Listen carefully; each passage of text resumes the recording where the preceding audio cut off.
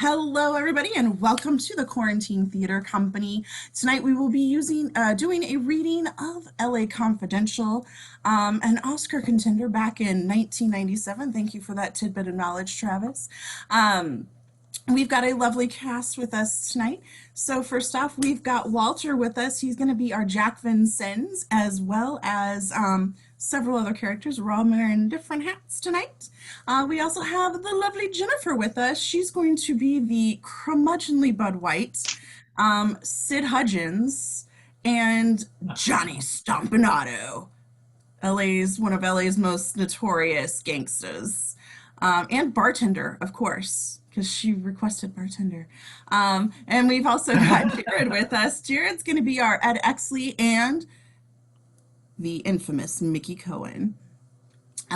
We also have Travis. He's going to be our Dudley Smith and our Buzz Meeks, as well as our Pierce Patchett. So he's kind of like all the assholes. I'm sorry, Travis. I love you.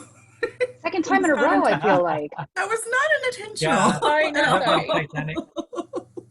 And then we, excuse me, have Karina with us. Karina is going to be playing a whole lot of parts for us, among which is Susan Lefferts. She's going to be Mrs. Lefferts, because I was like, hey, family resemblance. And Lana Turner. Ooh. And we've got Kate with us. Kate is going to be doing our scene description and going to be our Brett Chase, and Alan Ladd.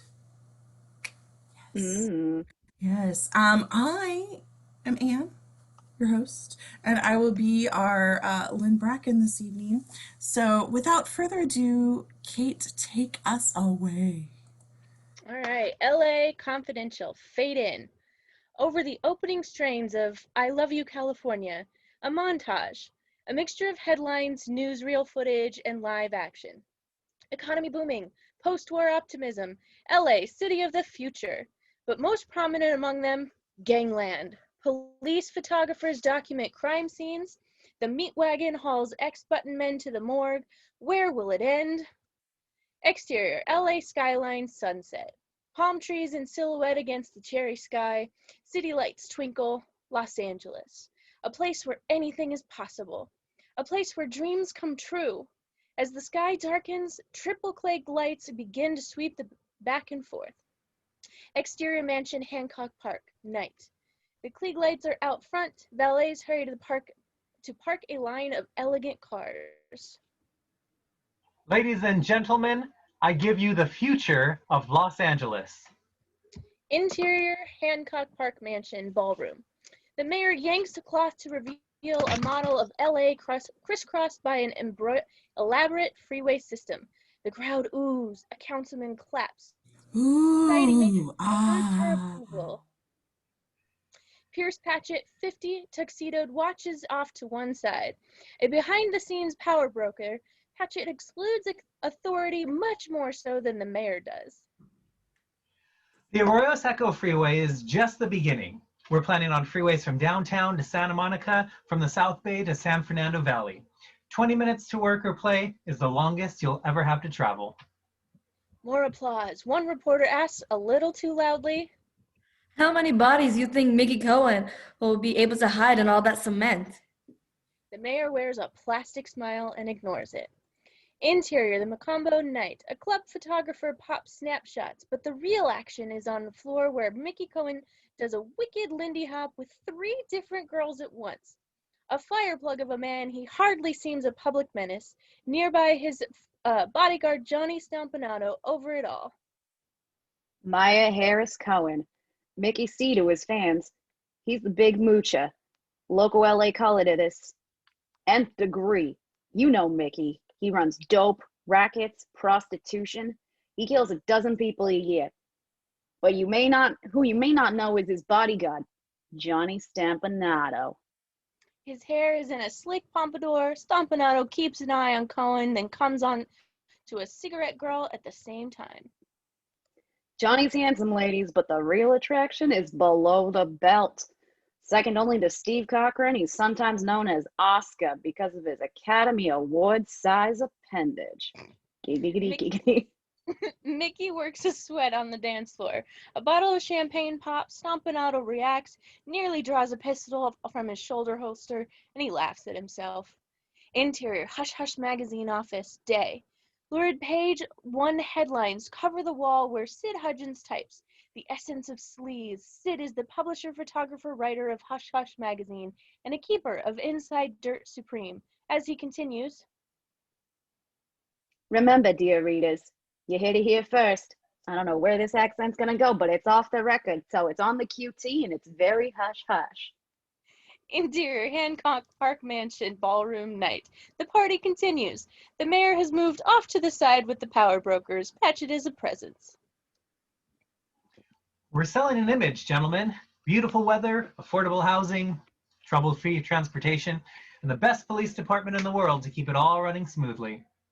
Exterior storefront. A dozen people watch a display window television as it rolls the opening of a hit show, Badge of Honor. Over familiar theme music, Sergeant Joe Reno, actor Brett Chase, walks the streets of Los Angeles. My name, Joe Reno. The city, Los Angeles. A big town, full of all sorts of people. It's my job to help them. I like what I do. I'm a cop. Interior Hancock Mansion ballroom, the mayor continues. But with a second-rate Al Capone out there, LA looks like Chicago in the 30s. Something has to be done. As Pierce Patchett nods sagely, interior Olympic Auditorium. Wrestler Gorgeous George primps and poses for flattening an opponent with a drop kick. Interior movie theater. An enthusiastic crowd adjusts their 3D glasses. Exterior Cohen Mansion, Beverly Hills, day. In monogrammed silk pajamas, Mickey Cohen answers the door, his pet bulldog, Mickey Jr., at his feet. The police are waiting. Reporters, flashbulbs, pops. Mr. Cohen, you're under arrest. Bullshit, what's the charge? Non-payment of federal income tax. Bullshit. Exterior Grauman's Chinese, day. John Wayne gets his handprints in the sidewalk. Exterior, Westchester Beanfield. Migrant workers hurry to finish the harvest. We pan to construction workers who wait impatiently with bulldozers under a Spirit of the Future banner. As the last picker leaves the field, the bulldozers move in, leveling the bean rows to make way for a housing tract. Exterior Federal Courthouse steps. Flashbulbs pop as Mickey Cohen exits and starts down the steps. Accompanied by his lawyers, bodyguard Stompanato, and mob lieutenants Deuce Perkins and Nate Jenklow, Cohen ignores reporters' shouts. How's your bullshit now, Mickey? As Cohen gets into a waiting car, the media turn their attention to District Attorney Ellis Lowe.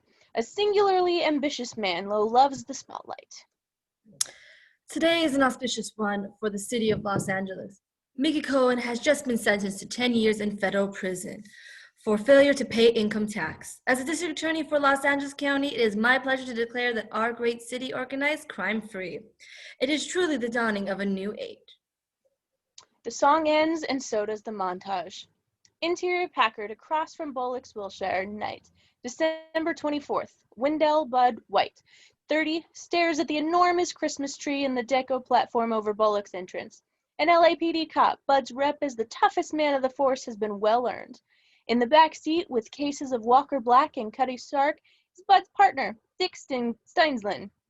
Older, but also a tough hump, Steins sucks a pint of Old Crow.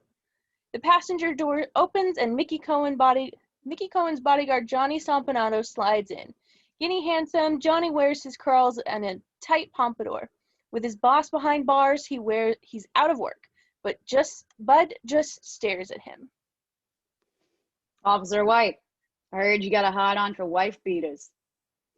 And you fuck people up for a living. That don't make me you, capiche? Shitbird? Stompanato smiles, nervous. Through the window, Bud watches a Salvation Army Santa palm coins from a kettle.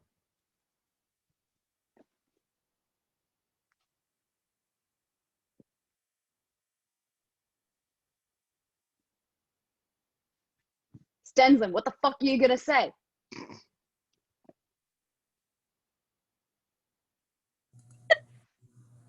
Bud ain't in the mood for small talk, Stompanato. Look, Mickey C's doing time, and half the other guys who'd hire me are dead as they left town. Like, I need money. If your snitch fund's green, I'll get you some fucking $8. Impatient, Bud tugs at a finger, cracks a knuckle. There's this guy. He's blonde, he's fat, he's about 40. He likes the ponies. He's been pimping his wife to cover his losses. He knocks her around to keep it in line. Bud's eyes narrow at the last bit of info. Stompanato holds up a slip of paper. I figure the address is worth 20. Bud digs into his wallet, pulls out $20, exchanges it with Stompanato. Stompanato smiles smugly, grabs a bottle of scotch from the back. Thanks. Yuletide cheer, fellas. Without warning, Bud grabs Stompanato's tie and yanks, slamming his forehead into the dash. Fuck. Happy New Year, greaseball. Exterior, 1486 Evergreen, night. A stucco job in a row of vet prefabs. A neon Santa sleigh has landed on the roof. Through the front window, we see a fat guy browbeating a woman. Puff-faced and 35-ish, she backs away as he rages at her. The Packard pulls up out front. Steinsland could care less. Leave it for later, Bud. We gotta pick up the rest of the booze and get back to the precinct. Bud kills the ignition, picks up the radio. Central, this is full A31. Send a prowler to 1486 Evergreen. White male in custody. Code 623.1. Domestic assault and battery. I won't be here, but they'll see him. Exterior, 1486 Evergreen, Bud. He steps into the house. Inside, we hear slaps, muffled cries. Bud grips an outlet cord coming off the roof and yanks. The sleigh crashes to the ground with reindeer exploding around it. A beat. The fat guy runs out to investigate, trips over Rudolph. Bud pounces. Fat guy takes a swing, misses. Grabbing fat guy's hair, Bud smashes his face to the pavement. Once, twice, teeth skitter down the walk. Touch her again and I'll know about it. Understand? Huh? Another face full of gravel. Fat guy's wife watches with apprehension from the steps as Bud cuffs her husband's hands behind his back, empties his pockets. A cash roll and car keys. Bud looks over at her. You got someplace you can go? She nods. Bud hands her the keys and the cash. Go get yourself fixed up. Merry Christmas, huh? Bud watches as she gets into a pre-war Ford in the drive. She backs over a blinking reindeer as she goes. You and women, partner. What's next? Kids and dogs?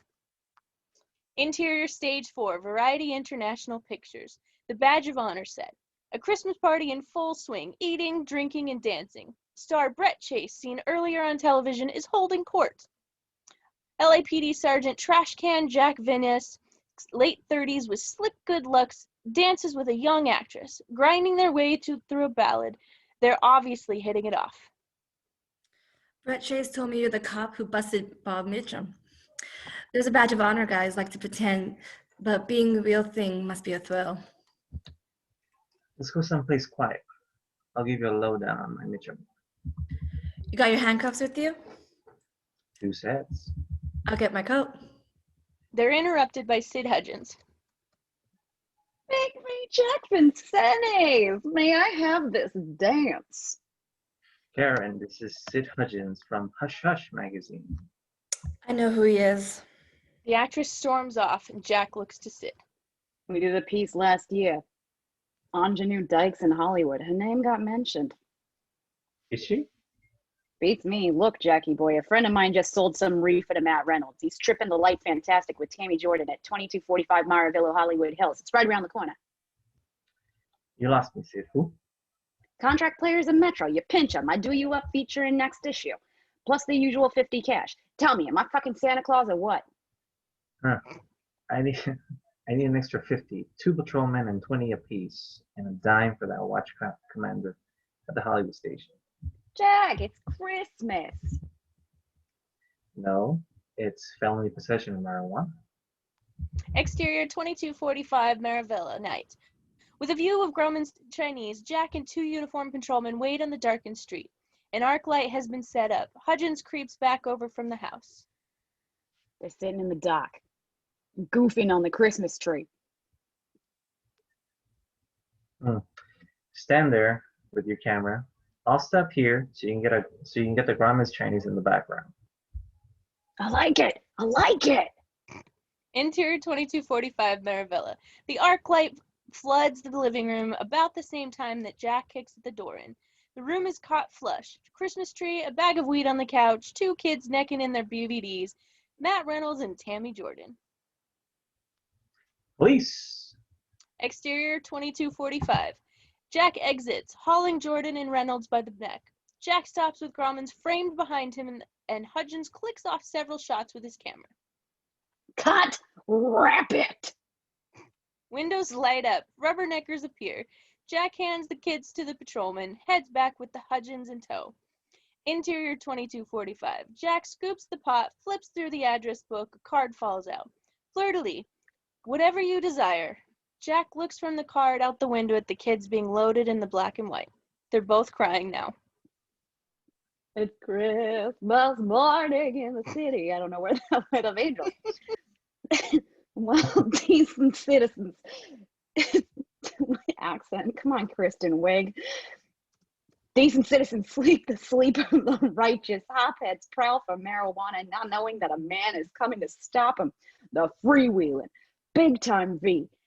Celebrity Crime Stopper, Jack Vincennes. The scourge of grasshoppers and junk fiends everywhere. You like it, Jackie boy? Clem just thinking. Yeah, it's subtle. Yeah, it's subtle. Sid hands him a President Grant 50. Remember, you heard it here, off the record, on the QT, and hush, very hush hush. Interior Hollywood Station dispatch desk. Suspects, mostly drunk and disorderly, are ushered through. Sergeant Ed Exley, 30, bespectacled at the desk with a young officer. Exley is an up-and-comer, burning with ambition. The faster he rises through the ranks, the more resentment he leaves in his wake. What's on the call sheet? A guy dressed as Santa has been exposing himself to kids in Los Feliz. Apparently, sir, he's decorated himself. Decorated? With, tinsel and plastic icicles and, well, it's on his penis, sir. I get the idea. You got a description? Of his penis, sir? Exterior Hollywood Boulevard, Hollywood Liquor. Tinsel-trimmed photos of movie stars look down from the walls as the owner takes an order from Lynn Bracken. My rap is a case of each gin, scotch, and rum. Everything top shelf. None of that watered down stuff you push on Errol Flynn. Sounds like hell of a party. Her hair kerchiefed, Lynn waits as the owner writes it up. There's glamour, a catgirl grace about Lynn. She seems like she belongs up on the wall with movie stars. Lynn looks across as Bud White heads towards the counter. Spotting her, Bud doesn't look so tough for a moment. You want it delivered? Before 5 tomorrow? The owner spots Bud. A big smile turns to a frown.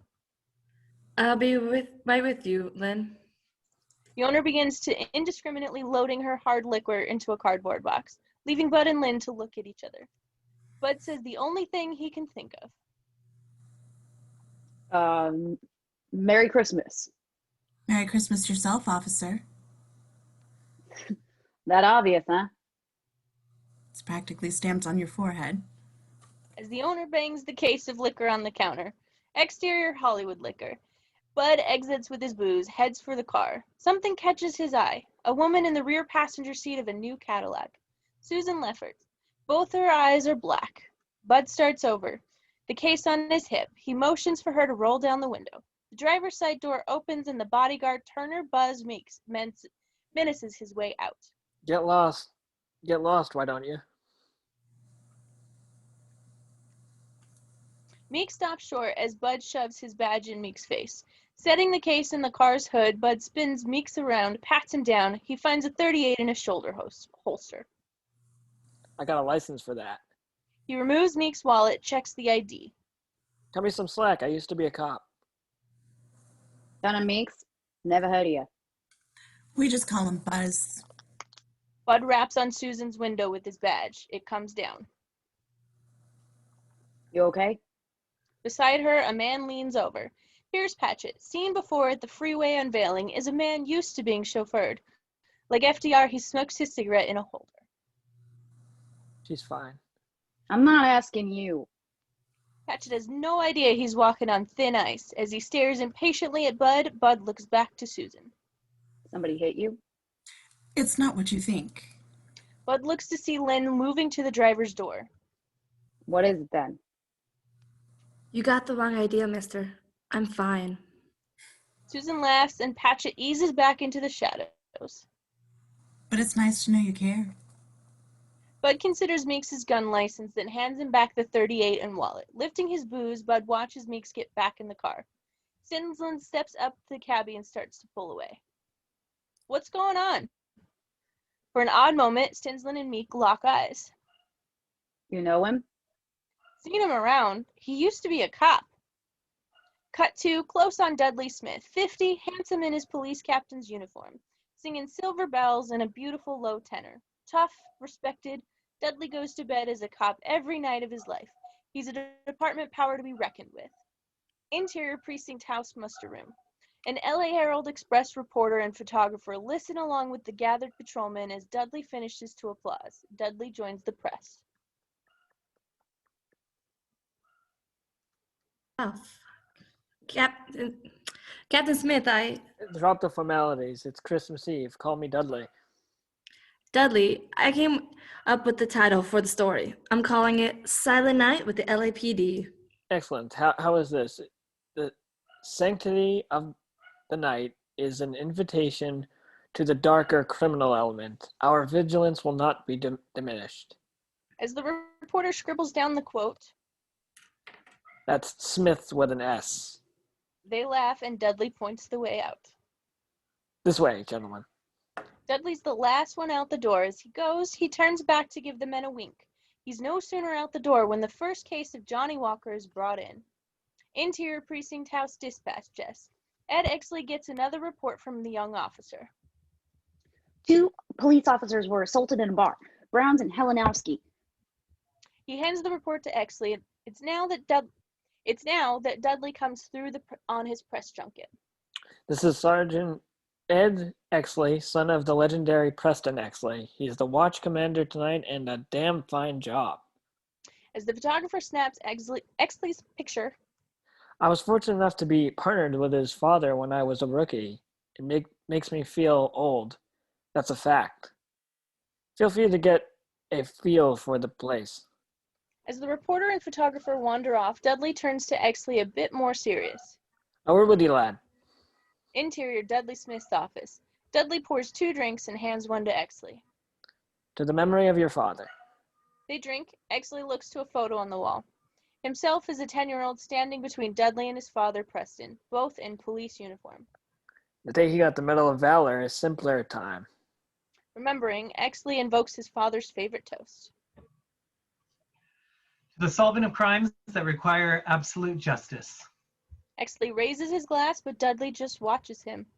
That was his favorite toast. I saw the test results on the lieutenant's exam. You placed first out of 23? The youngest applicant by 8 years. You'll make lieutenant inside a year. Patrol division? I was thinking detective bureau. We can see Dudley doesn't approve. You don't have the eye for human weakness to be a good detective or the stomach. You're a good political animal, Emma. The criticism stings, but Dudley's a straight shooter. You're wrong. Am I? Would you be willing to plant collaborative evidence on a suspect you knew was guilty in order to ensure indictment? Dudley, we've been over this. Answer yes or no. I No. Would you be willing to rig a crime scene evidence to support the prosecuting attorney's working hypothesis? Yes or no, Edmund? No. Would you be willing to beat confessions out of suspects you knew to be guilty? No. Would you be willing to shoot hardened criminals in the back to offset the chance? No. Then for God's sake, don't be a detective. Stick to assignments where you won't have to make those choices, patrol internal affairs, but not the Bureau. I know you mean well, Dudley, but I don't need to do it the way you did, or my father. At least get rid of the glasses. I can't think of one bureauman who wears them. Interior Precinct House Muster Room. A large impromptu bar has been set up.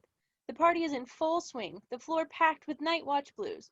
A phonograph spews dirty Christmas carols. Steinsland pours eggnog and Old Crow into the water cooler as Bud elbows his way in with another case. Hey, partner, grab a cup. I gotta write my report first.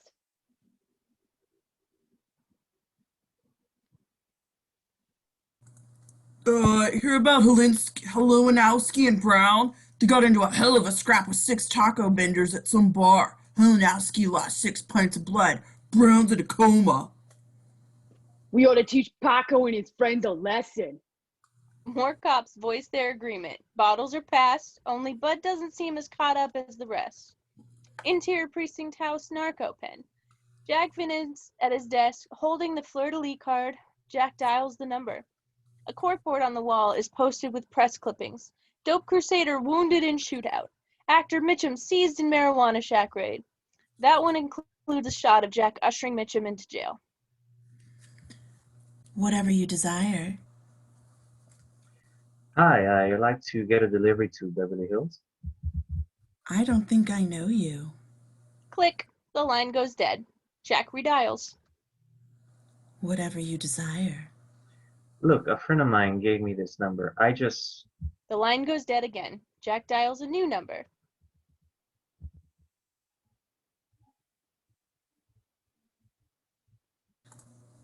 Apparently forgot this one. Pacific Coast Bell. This is Sergeant Van Sands, requesting a name and address on the phone number, Hollywood 01239. Please hold the line. No such number is assigned. I just called it. No, Sergeant. I checked twice. Interior muster room. Exley surveys the carousing rowdies, raises his voice.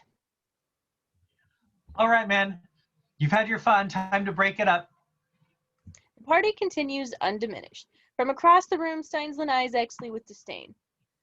Fucking Exley. Guy's got a pole so far up his ass every time he farts the flag waves. Watch commander's office. The commander, not really his, Exley reads a report, ignores the party, through his window looks into the thick of it. Suddenly, a ripple goes through the room. The men begin to push out through the rear door.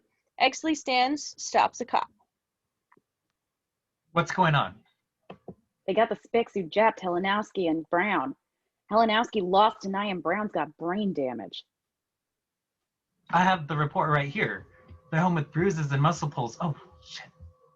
Exley starts out after them.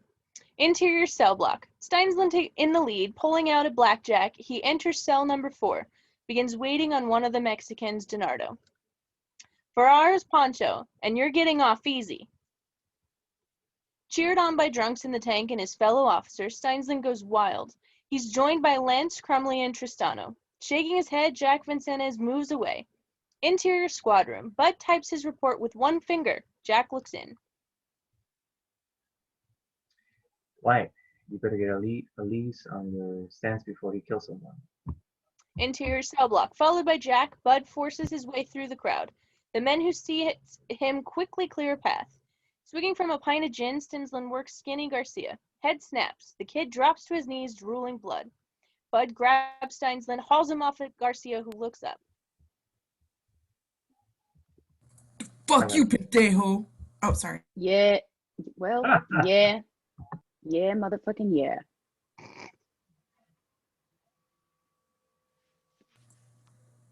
Go ahead, Walter. Oh, And fuck your mother too. Bud sees red. Letting go of Steinsland, Bud White picks up Garcia by the neck.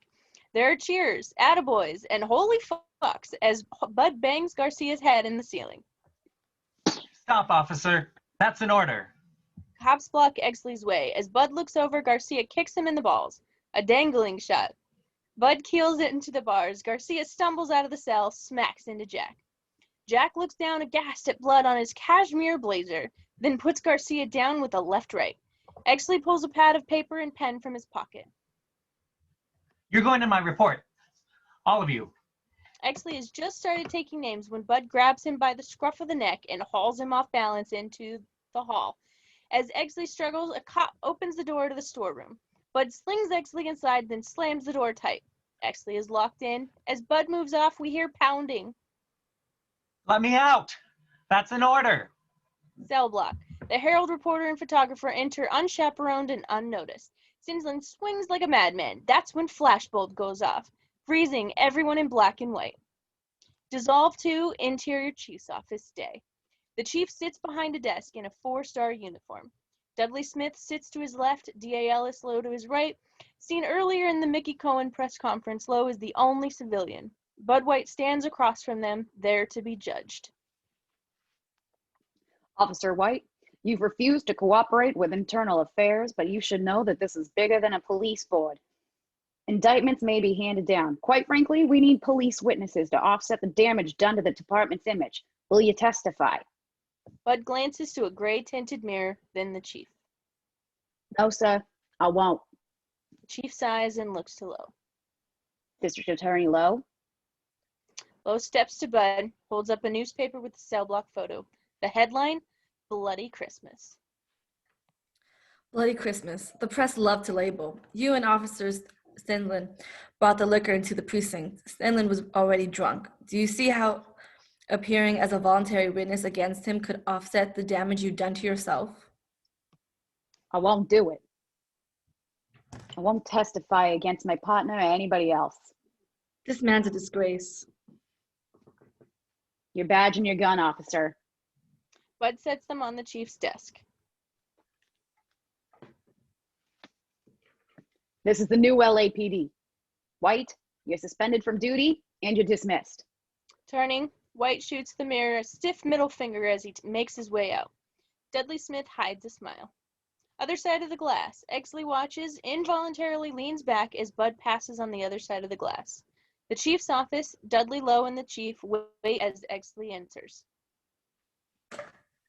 Ed, your observations have been astute. What is your assessment of this situation?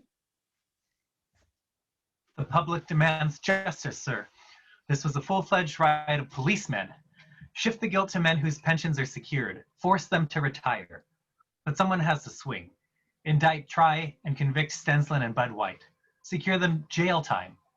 Feed them to the sharks, sir. Protect yourself. Protect the department. Dudley gives Exley a look. He's angry with him.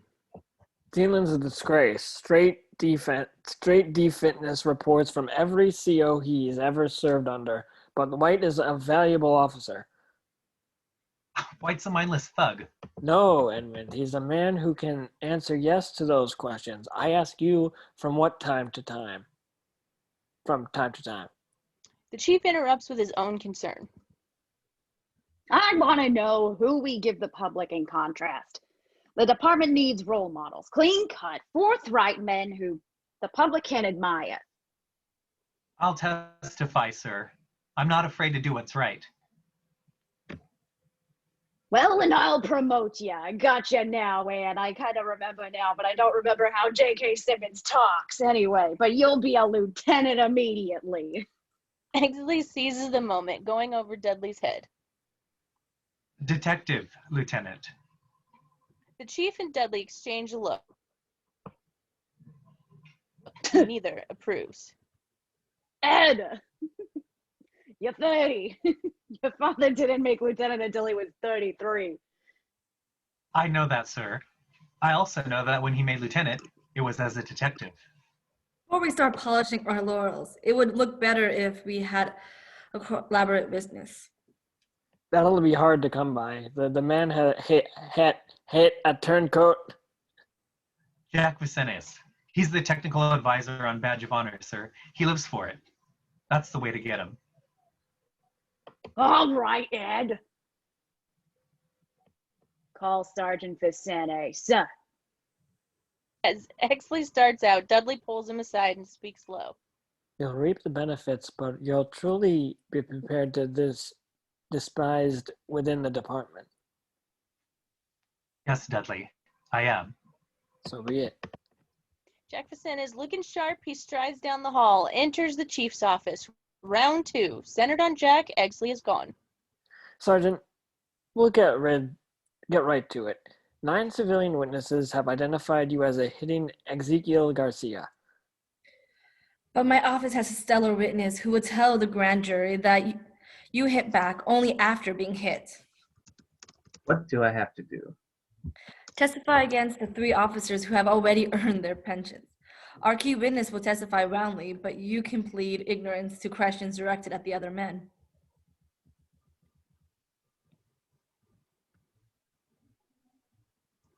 Chief? Chief? Hello? I was boozing, sorry. I'll guarantee you a slap on the wrist. Well, a brief suspension followed by a transfer from narcotics to advice. Advice. When you transfer out of vice, you'll be back on the show. The show, sir? Badge of Honor, Vicenes. We need to tone down your profile for a bit. The chief just got Jack where he lives. John, I doubt you've ever drawn a stupid breath. Don't start now. Okay. I'll do it. Smiles all around.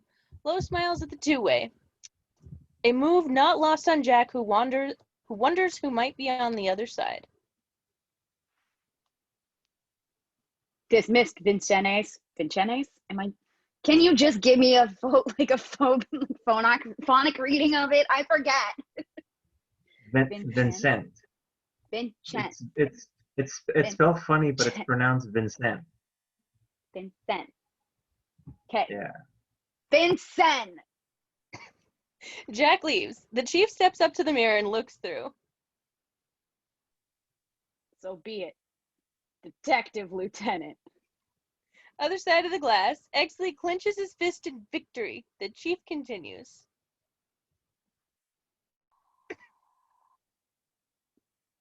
Ace them at the grand jury tomorrow, son. Wear the smart-looking suit and ace them. And Ed, lose the fucking glasses.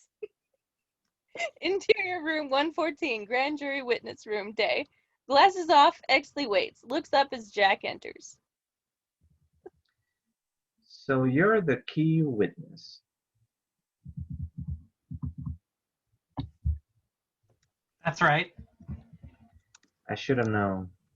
What's the chief throwing at you? Throwing me? Yeah, Exley. What's the payoff? You're the payoff expert. I'm just doing my duty. You're playing an angle, college boy. You're getting something out of this so you don't have to hop with no fucking rank and files cops who'll hate your guts for snitching. If they're making you a detective, watch out. Some bureau guys are gonna burn in this, and you're gonna have to work with friends of theirs. What about you? I'm snitching 3 old timers who'll be fishing in Oregon next week. Next to you, I'm clean and smart. And that, a clerk steps up from the hallway.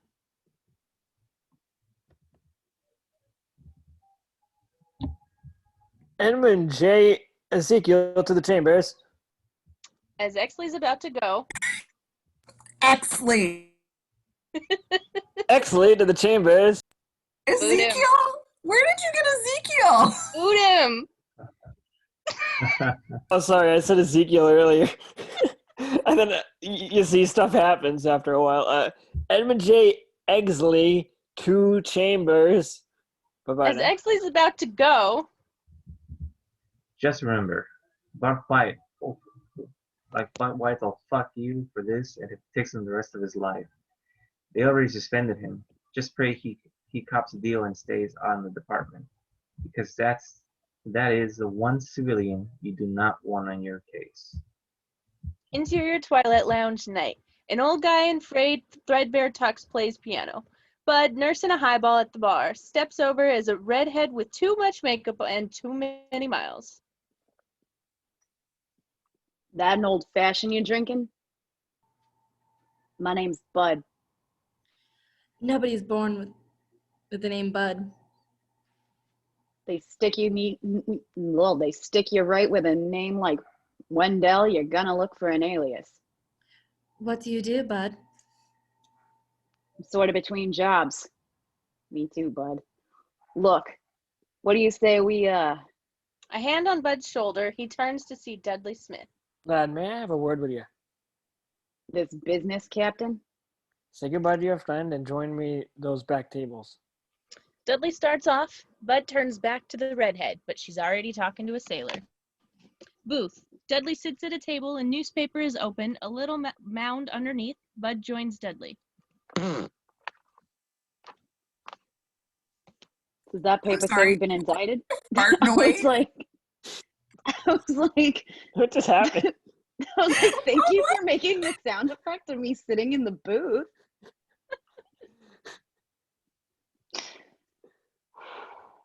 Come on, Jen, you're an angry, curse-smudgeny little You gotta keep fired, keep- unemployed detective. Does the paper say we've been indicted? Does it say Exley's a hero for squealing me and Strenzlin off? He made his play and he got what he wanted. They're making him a detective.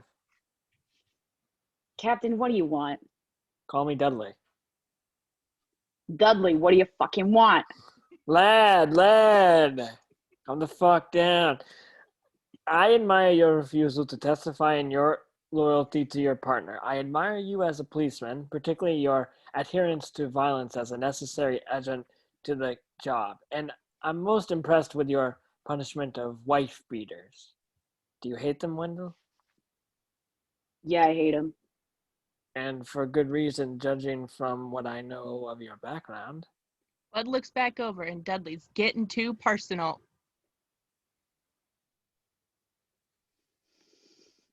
What's gonna happen to Strenzlin? He'll give himself cirrhosis over this. He's 1 year from his pension. It would have happened years ago if you hadn't carried him. Why the loyalty, Wendell? He helped me out once, that's all. Your partner's through department scapegoat on the chief's orders. He's been billed, he'll be indicted, and he'll be swing. Him and me both. Fucking Exley. Don't underestimate his skills as a politician. He exceeds even myself. But the department needs smart men like Exley and direct men like yourself. What do you want? Wendell, I want you to come to work for me. Doing what? Mowing your fucking lawn? Smith yanks the newspaper, revealing Bud's badge and 38 special. Bud can't believe his eyes. They're yours. Take them. I knew you had juice, but there's no goddamn bill on me? Four of the defendants recanted their testimony. How? Dudley dismisses the question with a wave of his hand. I need you for an assignment. The chief's given the go-ahead on a duty few men are fit for, but you were born for. You'll be working out of homicide. Homicide? A detective? Your talents lie elsewhere, Wendell. It's a muscle job and a shooting job. You'll do what I say and you'll not ask questions. Do you follow my drift? In Technicolor. Will you work for me? Of course, but how? How what, Wendell? How'd you get him to retract? Dudley lays brass knuckles on the table. They're chipped, caked with blood. Dissolve to LA montage. Over the pop song Stranger in Paradise. Exterior, Grauman's Chinese night. Fit Frank Sinatra at the premiere of From Here to Eternity. Interior, Club Zambanoga. Charlie Bird Parker makes magic before an appreciative crowd. Torch Song Tavern, Riverside. Nate Janklow exits to his latest flame. A mob lieutenant, Nate was last seen with Mickey Cohen outside the federal courthouse in the opening montage. A car screeches up, 2 guns aim, and Nate and his date go down in a proverbial hail of lead. Exterior freeway day, a groundbreaking. The mayor scrapes at the ground with a gold shovel. Pierce Patchett is among distinguished guests. End of montage. Exterior Hollywood High School day. The marquee gushes, today, Sergeant Joe Reno, Badge of Honor star Brett Chase. Interior Hollywood High School auditorium day. A nerdy 14-year-old asks Brett Chase,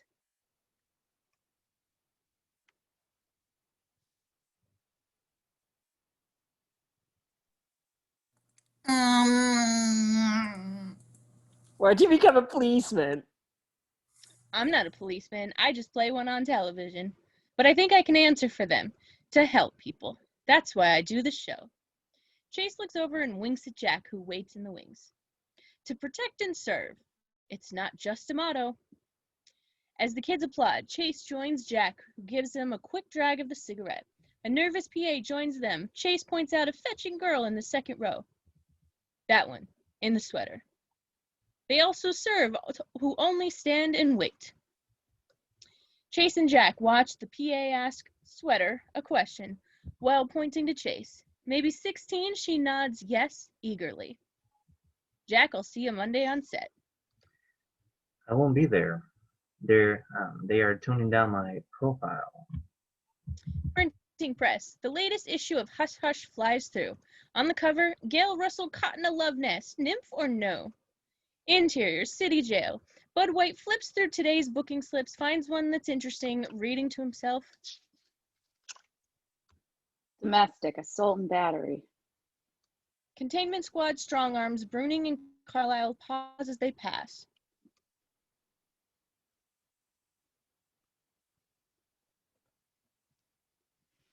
Ready to go, bud? I'll be there in 5 minutes. City jail hallway. Bud walks to a door covered in sheet metal. He opens it to reveal a holding tank with a burly, jumpsuited prisoner. I hear you like to hit. Oh, meow. Go ahead. Okay. Continue. Well, meow meow. I hear you like to hit women. Yo, my wife, she drop a business charge. She's dropping charges like it's none of your business. Bud enters, closes the door behind him. A beat. We hear the sounds of fists on flesh. It's Bud's business now. Interior Beverly Hills Mansion study. Deuce Perkins, the Mickey Cohen narcotics lieutenant seen earlier, stands at the bookshelf. He pulls down books to reveal a shoebox. He sets it on his desk, pulls back the cover to reveal several bags of white powder, heroin. A branch snaps outside. Perkins opens a drawer and fishes a revolver. Turning off the light, he heads to the window. His finger parts the curtains. At that instant, he staggers, falls as gunfire rips into him. The heroin just sits there at the desk. Exterior, McNeil Penitentiary. Grim-faced guards scan the yard from a machine gun tower. Interior, McNeil Penitentiary visitor booth. Mickey Cohen sits across from the visitor, Johnny Stompanato. Cohen is going off the handle. What do you mean Deuce Perkins got clipped last night? They shot him in his library. I don't want a floor plan. I want to know who. Who's taking the ticket for this, Johnny? Nobody, at least not yet. And what about the merchandise Deuce was holding for me? Gone. Not a fucking trace. Some first stunkerner is moving in and we don't know who? Maybe we should ask Hedda Hopper. As Stranger in Paradise ends, so does the montage. Interior briefing room, advice day. Addressing the squad, a no-nonsense vice captain picks up a stack of magazines. Picture book, SWAT, gentlemen. There's been a bunch of it found in collateral crime scenes lately. Mostly narcotics and prostitution collars. As the vice captain hands it out for the men to examine, new member Jack Vincennes arrives late. Look who's back from suspension, gentlemen. We're honored, Sergeant Jack. The men laugh. Jack sits, flips a magazine at men and women. Men and men.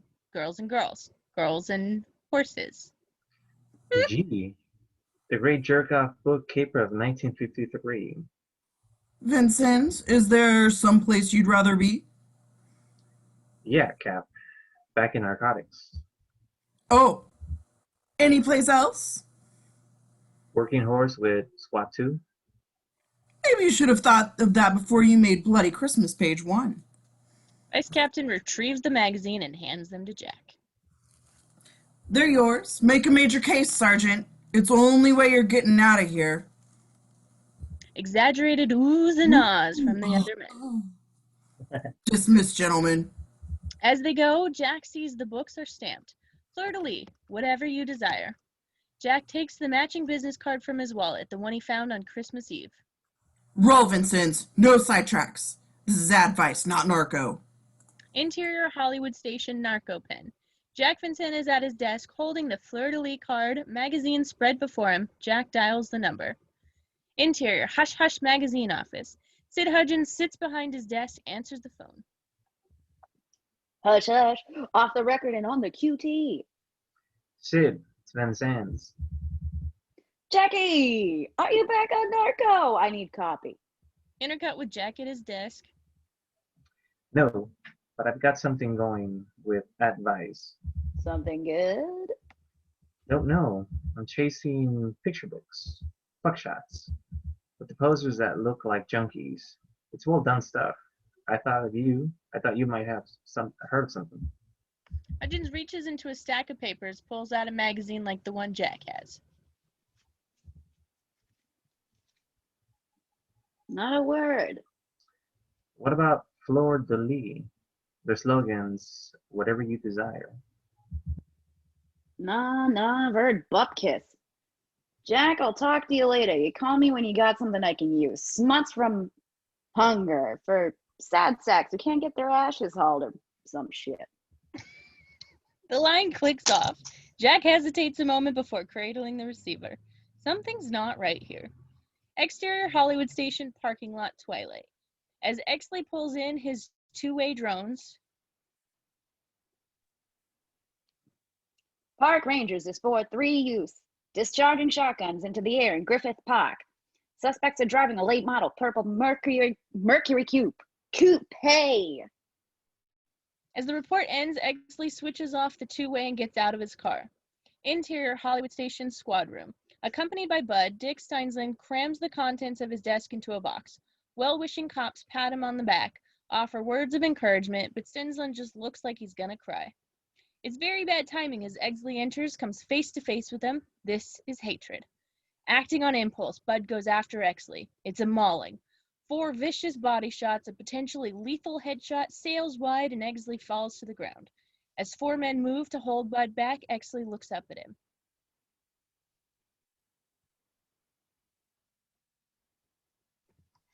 You're just a thug, White. That's all you'll ever be. Dudley steps into the fray and helps Exley to his feet. You should stay away from a man when his blood is up. His blood's always up. 4 cops are genuinely having trouble holding Bud back. Dudley watches with something bordering on admiration. Then maybe you should stay away from him all the time. Exterior Hollywood Station parking lot. Accompanied by Bud, Steinsland reaches his car, loads his box of stuff into the trunk. Bud is moody, pensive. Don't look so down in the mouth, Bud. You nailed him good. Yeah, sure. Got a couple of hours before I have to be at the Victory. You want to grab a beer? Rain check me, partner. I got something big going on tonight. What? That new mystery girl you've been seeing? No, I'll tell you sometime. Not now. I don't want to jinx it. But it could take the edge off of that jail time I got coming. What are you talking about? It's confidential, Bud. Like the magazines Vincent is scams for. Hush, hush. I'll see you tomorrow. And hey, if it works out, you'll get a piece of it. Steinsland gets in the car, drives off. Bud is left alone. Interior Hollywood Station squad room. Exley sits alone in a sea of desks. The squawk box drones. Exley squints at the clock on the wall. Can't make it out. He takes his glasses from the inside of his jacket. 2 a.m. Finally something to do. He walks to the wall calendar, tears off February 28th to reveal March 1st.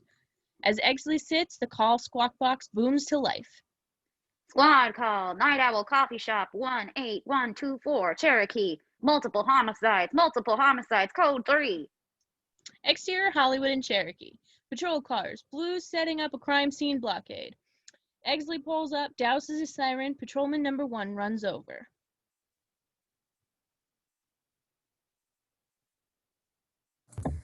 Loads of people down, men, women. I stopped for coffee. Exley pushes him aside, heads for the door. It's wide open. Interior Night Owl. Exley takes mental snapshots. 10 stools, front a counter, the side wall mural papered, winking owls perched on street signs. On the right, a string of tables, 3 in disarray. Food spilled, dishes broken, a high heel pumped by an upended chair. Heel drag marks across the linoleum floor heading back towards the kitchen. Exley follows, past an open, empty cash register. Outside, sirens. On the service runway, crisscross drag marks connect, lead to a walk-in. Food locker. Blood-soaked bodies on the floor. 5, maybe 6 in a tangle. Dozens of shotgun shells float in the pools of blood.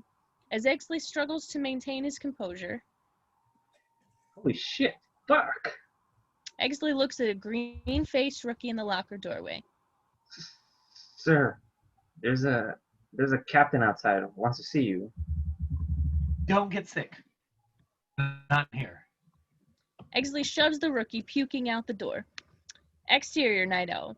Patrolmen hold back a swarm of reporters and rubberneckers. Horns blast, motorcycles run interference for meat wagons cut off by the crown.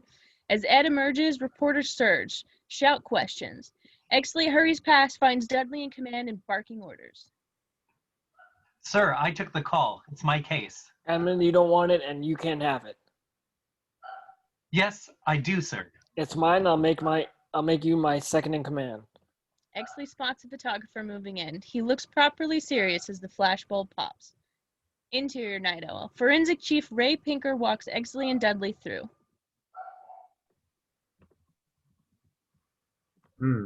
Okay, we got a total of 45 spent 12-gauge Remington shotgun shells. 3 men with 5-shot capacity pumps, all of them reloading twice. Hold on. We need a canvas. See if a purple mercury is seen around here tonight. Why? We got a call earlier on 3 Utes firing shotguns in Griffith Park from a late model purple mercury coupe. Get on it. A forensic cop approaches Pinker. Got an ID on one of the victims, sir. I think it's Dick Stensland. Exley and Dudley react and look at each other. Exterior, Victory Motel, dawn. Set in a no-man's land of bulldozed homes, a sign proudly announces the impending arrival of the freeway. The motel is surrounded by barbed wire fence, abandoned but for a pair of LAPD cars and a light burning in room 6. An unmarked pulls up and Exley and Dudley step out. They start forward, but a scream inside 6 stops Exley short. With Mickey Cohen in prison, Los Angeles is organized crime free. The chief wants it to stay that way, Edmund. This means they're not for the weakened-hearted. Interior Victory Motel, room 6. Bare. A table and chair bolted to the floor. A tough, flat-nosed gangster is cuffed to the hot seat. On the table, there's a 45 and a flat roll of $100 bills. Bruning and Carlisle watch as Bud White delivers a couple of short, stiff body shots. Flatnose is not used to being on the receiving end. All the same time, we get the idea Bud's a bit reluctant. Come on, Wendell, you can do better than that. Bud turns, sees Exley and Dudley, a beat. As Bud looms over Flatnose, the gangster babbles, snitch frenzied. I know things. I hear things. Like with the Mick inside, things are on this weird slowdown. These shooter teams, bang, bang, bang. They are 86ing Mickey Cohen's men. We all know that, lad. Tell us, who do these shooters work for? I don't know. No one knows. Maybe they're Mavericks. You want a prostitute route, huh? Some Norpol action? What do you want? We want you to go home. Uncuff him, Michael. Dudley turns to Exley. Mr. Sifakifis, Sifkis? Yeah. Is a known... Sifakis. Yeah, Sifakis. Yeah. Mr. Sifakis. Yeah, is a known loan shark from San Francisco. He arrived this afternoon at Union Station looking for business opportunities in our fair city. An organized crime associate in need of re-education in the ways of polite society. Uncuffed, Flatnose rubs his wrist, wary. As Burning steps back, Flatnose snatches the .45 off the table. Motherfuckers. Exley dives for cover, but the other 4 cops just stand there. Dudley looks down at the floor at Exley. It's part of the play, Edmund. A serenity test. Flatnose looks at the gun a beat, then squeezes the trigger. Click, click. No bullets. Sit him back down. Click, click. They shove Flatnose back in the hot seat. Dudley offers a hand to Exley and helps him to his feet. Wendell, you need to accompany Detective Lieutenant Exley on official police business. I'll finish up here. Interior Exley's Plymouth. They drive in silence. No love lost here. Finally. Where are we going?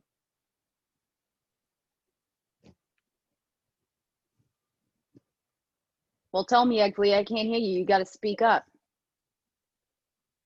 I said, it's a surprise. You like surprises, don't you, White? Exterior County Morgue. Exley pulls up. Bud looks to him, really curious now. Interior Morgue. Hallway. Exley and Bud walk. An orderly wheels a covered corpse towards them from the other end of the hall. Bud spooked. The orderly wheels the body into the examination room. As Bud and Exley pass, the coroner pulls back the sheet, is surprised at the sight of a woman who we don't quite see. Call me crazy, but for a second I thought it was Rita Hayworth. Morgue meat locker. Exley and Bud walk past a wall of drawers where a coroner's assistant waits. I need you to ID the body. There's no next of kin and you knew him best, so tell me. The assistant pulls open drawer 12, a naked man, a tag on his toe and a half face blown off. Is that Dick Stensland? Stunned, Bud stares at what's left of his old partner. Yeah, that's Stens. Hell of a way to avoid a prison sentence. Bud's torn between wanting to smash Exley and finding out why Stensland is dead. He squeezes out the words. What happened? Someone held up a coffee shop, panicked, and killed 6 people. Then, from the hall, Not my baby, not my little girl. interior morgue examination room. Hilda Lefferts, 50, enters with the coroner to ID the body of her daughter, Susan.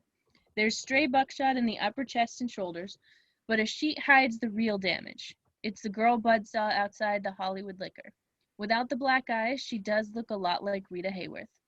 As Bud and Exley appear, Mrs. Lefferts looks confused. Is this your daughter, Miss Levitz? I don't know. We know this is difficult. Just take your time and look again.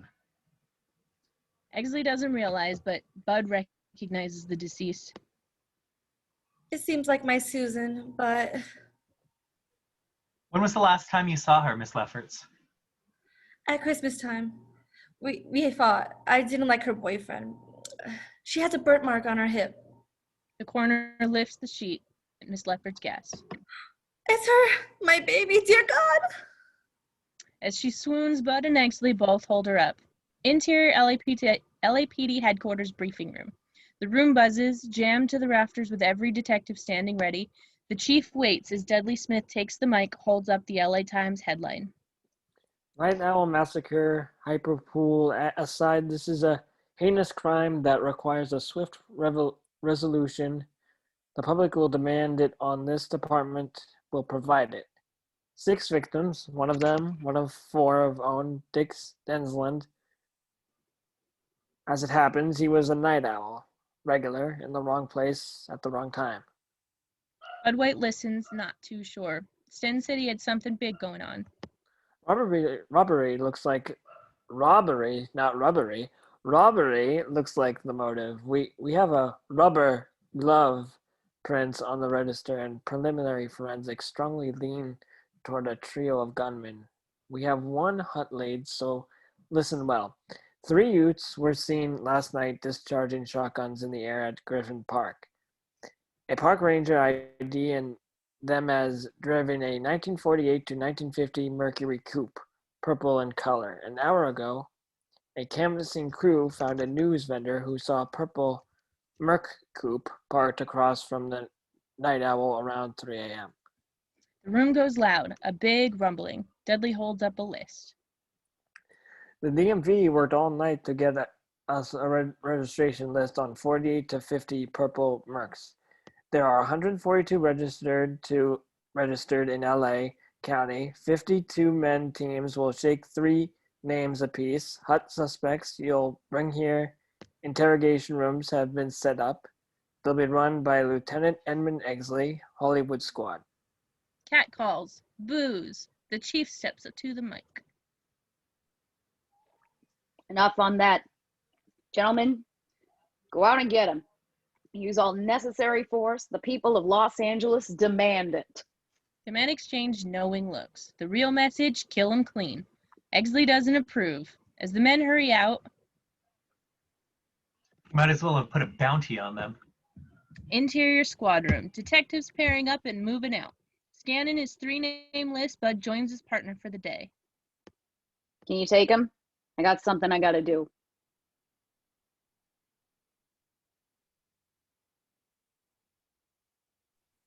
Well, partner, I got something I gotta do. Christ, Christ. I don't know. What if one of these names? What I gotta do is for Stensland, my partner. The guy looks at him for a beat and nods. As Bud heads off, Exley watches everyone go, wishes he could be part of the action. He spots Jack talking to his redneck partner for the day. Jack and Redneck. Redneck chews tobacco, has a Texas straw. We are too trash. If we go by the list, we have about 0 chance of making the collar. But I know a guy who knows what's going on south of Jefferson. I'm betting he could put us at a 50-50. I don't know. As Redneck thinks, Exley steps up. He's overheard. I'll take those odds. Take off. We got it from here. Jack stares. Redneck shrugs. Spits tobacco juice in a cup. Between the two of you guys, you should bring along a photographer. Interior Hollywood Liquor. Last time we saw the owner was Christmas Eve. He looks up from a customer as Bud strides in, badge out front. I need an address on a customer of yours. And now I've got Redneck in my damn mouth. Shit. That's all I have to go on? Yeah, her name's Lynn. And yeah, I think you already know who I mean, so cough it up. There it is. She's back.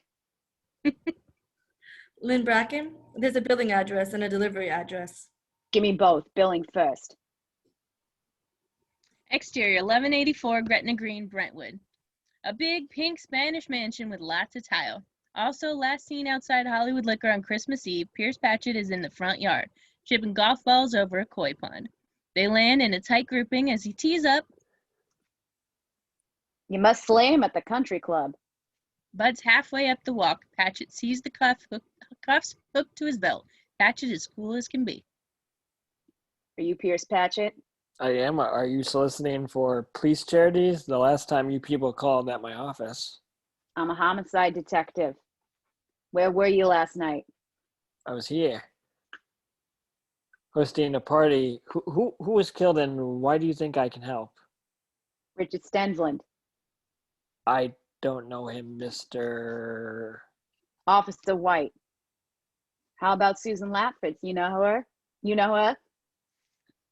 You know, I do, or you wouldn't be here. How'd you find me? We met outside Hollywood Liquors on Christmas Eve. This is where Lynn Brackett's booze bills go. Of course. Sue Laffitt's died at the Night Owl. I'm investigating. Patchett studies Bud a beat, weighing his options. Patchett's burly bodyguard starts over from the house. Everything all right, Mr. Patchett? Fine, Philip. Thank you. So where's the other guy? Buzz. He no longer works for me. Find Susan's killer, Mr. White. I'll give you a handsome reward. Whatever you desire. If only Jack had been around to hear that. Thanks, but no thanks.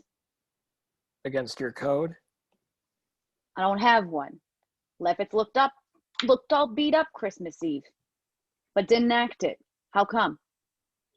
Do you care about criminal matters? Preferential to Susan's murder? No. Then you wouldn't feel obligated to report them. That's right. Then listen closely, because I'll only say this once, and if it gets repeated, I'll deny it. I run call girls. Lynn Brackett is one of them, and so was My name Susan. is Bracken. Bracken. It's been a long night of murder and death and Murder? death. Lynn Bracken is one of them, and so was Susan Lefferts. I treat my girls very well. I have grown daughters myself, and I don't like the thought of women being hurt. I sense you share this feeling. Well, then why were Lefferts' ears and eyes black, apparently? Well, Travis, stop rubbing off on me. well, Bud, I think she'd been hit in the face with a tennis racket. The color of the tennis racket, we don't know. She was a big doubles fan. Never heard of that. You want to go downtown and discuss this officially? Wait. Our deal still holds? Bud nods. His patience is running thin. I need a Rita Hayworth to fill out my little studio. What little studio? There's Gardner, Hepburn, Grable, she's great. Turner, Grable! Yeah, like I said, it's been a long night of death and murder. Gravel, Grable.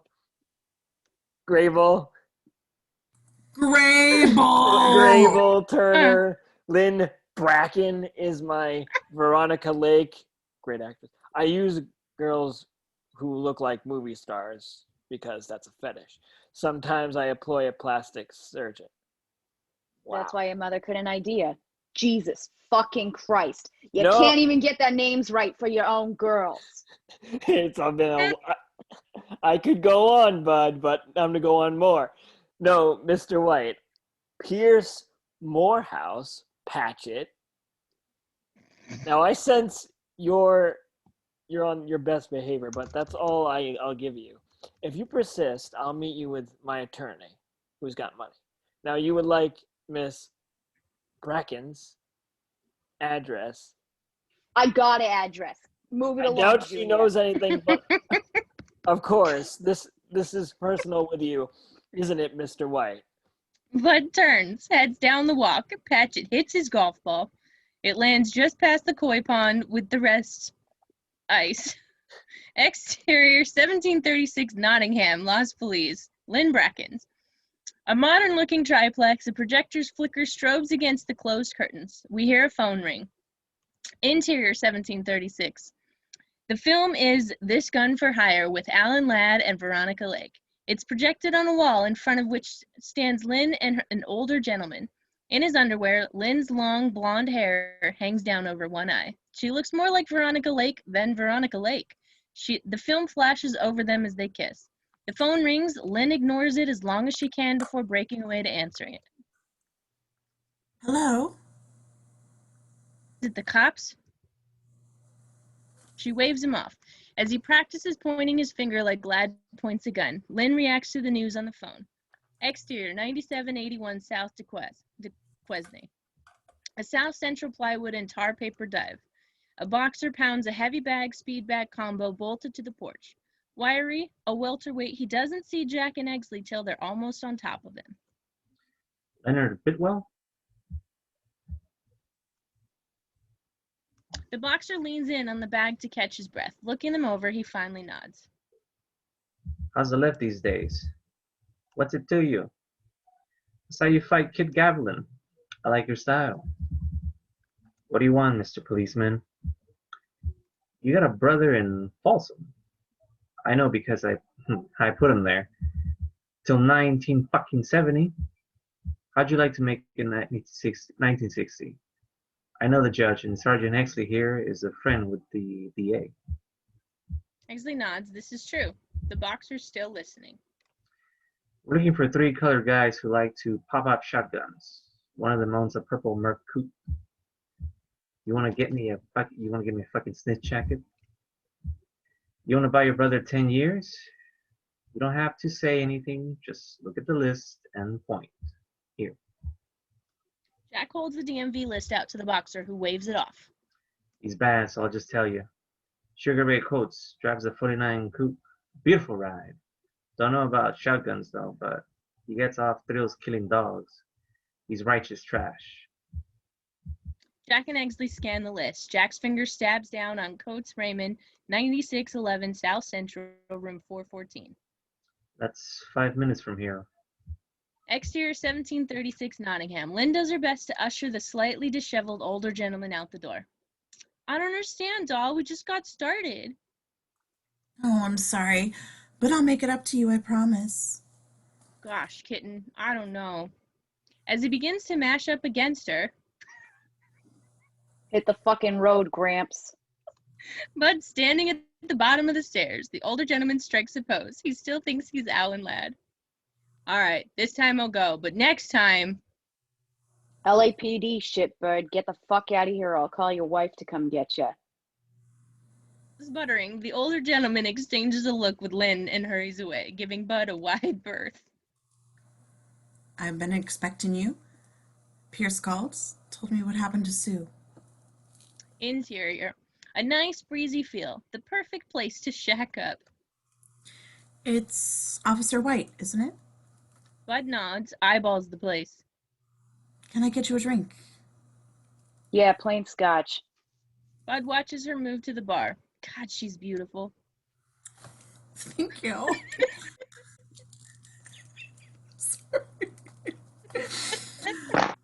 It's true. It's not even in the script. I just said it. I was friendly with Sue Lefferts, but we weren't really friends. You know what I mean? Are you sorry she's dead?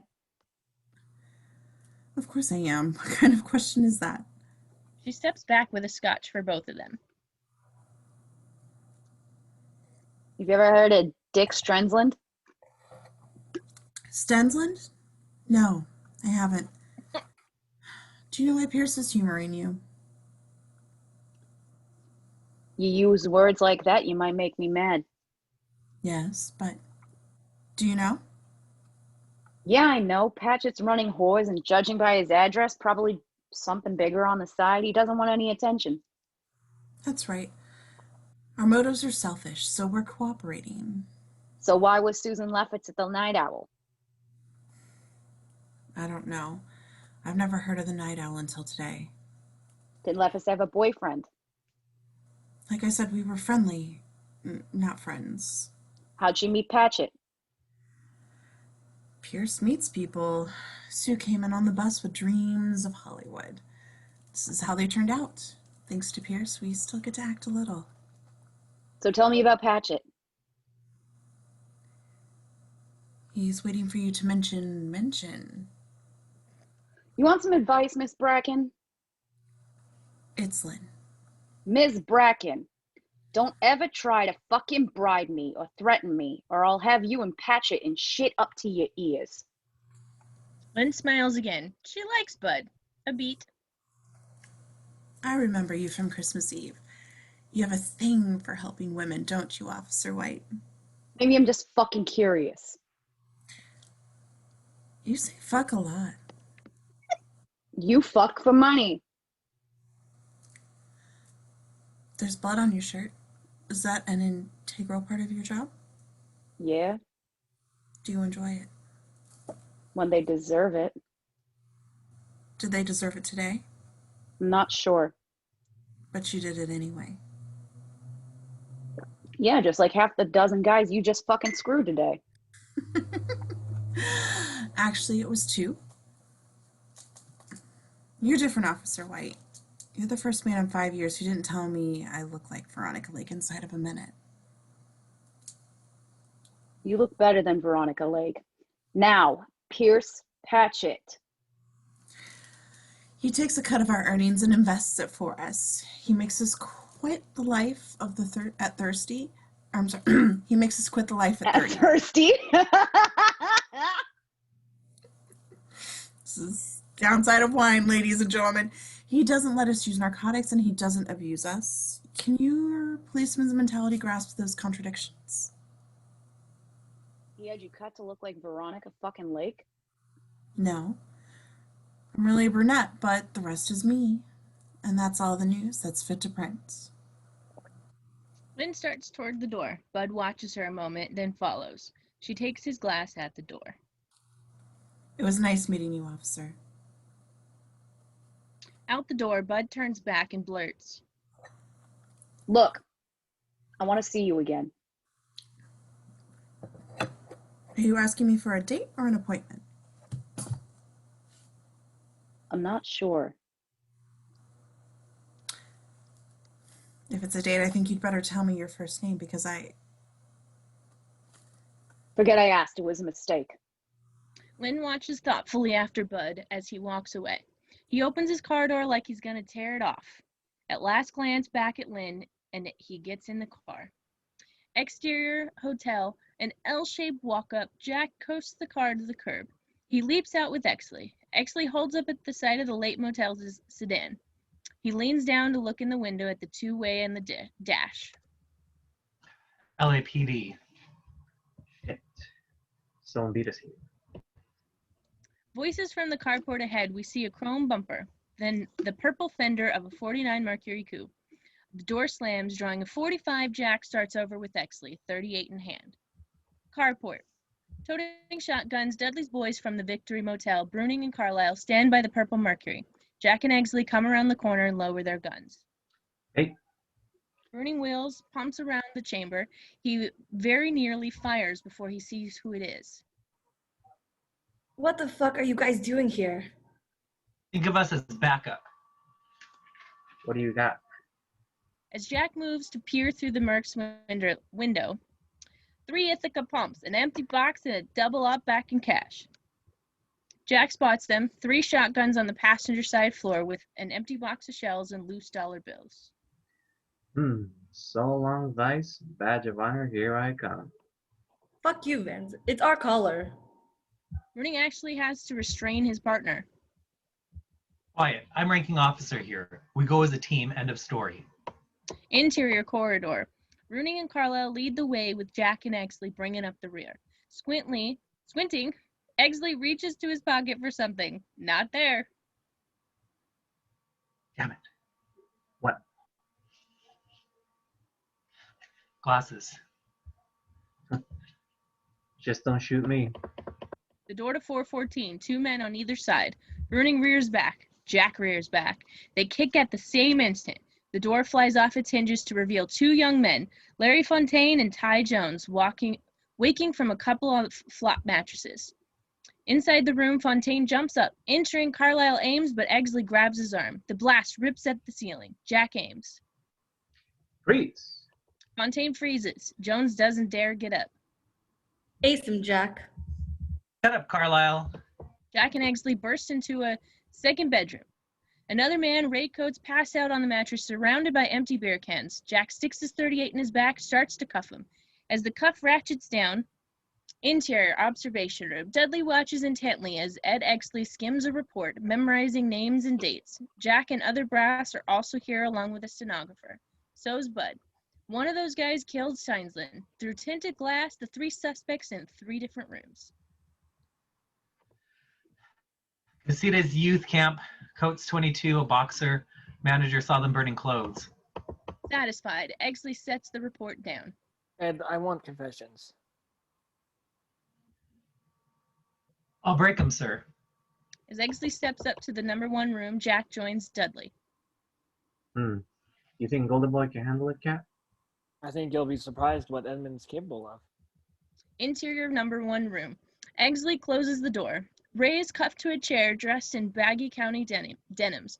One eye swollen shut, lip split, a smashed nose with one nostril split. Eggleston unlocks his cuffs, drops cigarettes and matches on the table. As Coates rubs his wrist, They call you Sugar Ray because of Ray Robinson?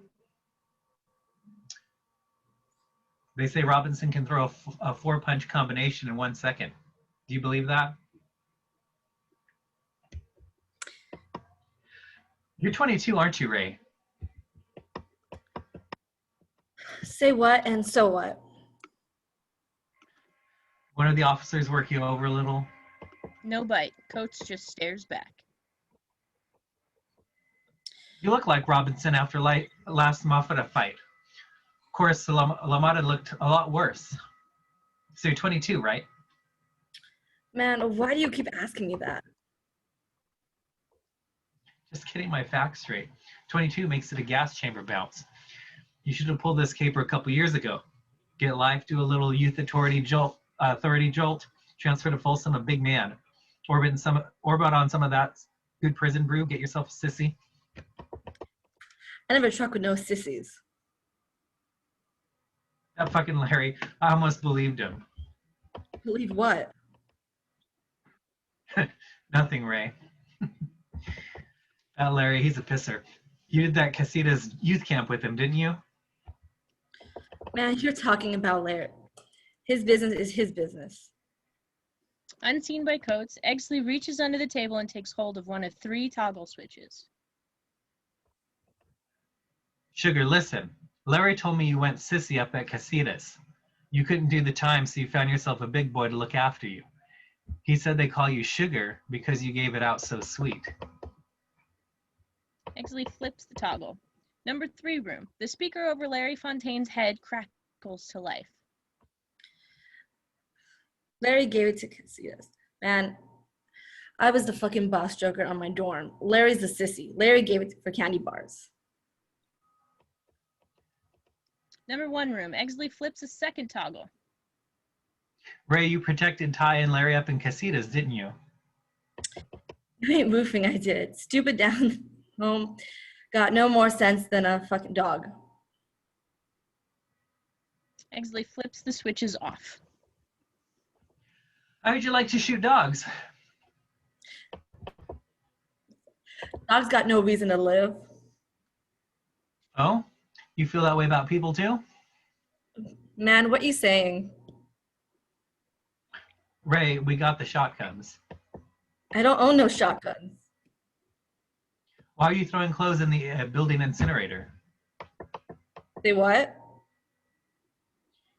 You guys were arrested this morning, but none of you had last night's clothes. You were seen burning them. Add to that the fact that you hid the car you were cruising around in last night. It doesn't look good. I got nothing more to say till I see a judge. Were you on hop? You were passed out when you got arrested. Were you hopped up, Ray? Ty and Larry fuck with that shit, not me. Where did they get their stuff? Come on, give me one to feed the DA. Just a little one. Coates nods. Eggleston flips up the toggles as he leans in. Roland Navarrete lives on Bunker Hill. He runs a-hole for parole absconders and sells red devils. Eggleston flips down the switches and stands. I'm going to take a break. Eggleston opens the door and looks back in afterthought. You know, Ray, I'm talking about the gas chamber, and you haven't even asked me what this was all about.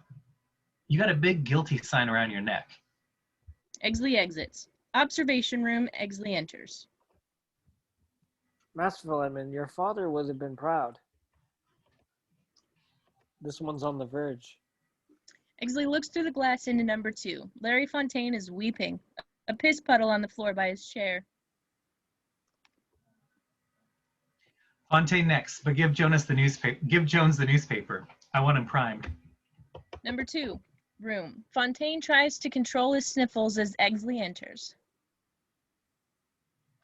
Larry, Ray Coates ratted you off. He said the night owl was your idea. You want to tell me about it? No answer.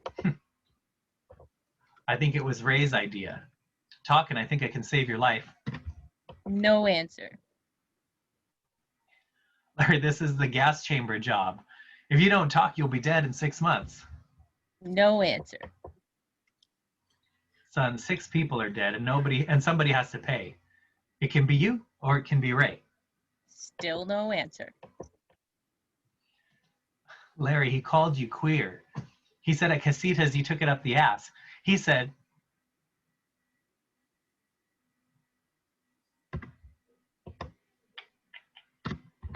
you know, he said all this stuff. Were you even listening? I didn't kill nobody. The voice is strong, full of conviction. Eggleston glances at the mirror and then... Why'd you burn the clothes? Just wanted to lose my cherry. I didn't mean to hurt her. Eggleston can't hide his surprise at this. Hurt who? Was she a hooker? Hurt who? But Fontaine is gone, head lolling and squeezing out tears. Observation room, Eggleston steps out of the interrogation room. Dudley embraces him. Don't get sidetracked. Stay with it, the night owl. She may still be alive, whoever she is. Bud's all ears. Number 3 room. Reading Jones has his feet on the table. Eggleston bursts in. This newspaper shit ain't shit. Where's the girl? Did you kill her? No answer, but Jones looks nervous. You wanted Larry to lose his cherry, but things got out of hand. Is that right? Observation room. Everyone's attention is riveted, particularly Bud's. They watch and listen over the speaker. Kick loose, Jones. I know you made her bleed, but that doesn't mean you killed her. No answer, but Jones is squirming. If that girl's alive, you still got a chance on this one. I think she's alive. You think? Jack turns to Dudley. He's good. I'll give him that. They don't notice as the chair back begins to splinter in Bud's hands. Number 3 room, Eggleston sits across from him, tries to wrap it up. Where is she now? Did you leave her someplace? Did you sell her out? Give her to some of your buddies? Tell me where the girl is. The door blasts open. Bud slams Jones up against the wall. As Eggleston stands, he bangs his knee on the table. Pulling a .38, Bud breaks the cylinder, drops 5 shells on the floor. Shit. 1 in 6. Where's the girl? Officer White, put that down. Put that weapon down. Bud shoves the barrel into Jones's mouth and pulls the trigger twice. Click, click. Jones starts to slide down the wall. Bud jerks him back up and roars. Where? 2 more clicks. Jones spills.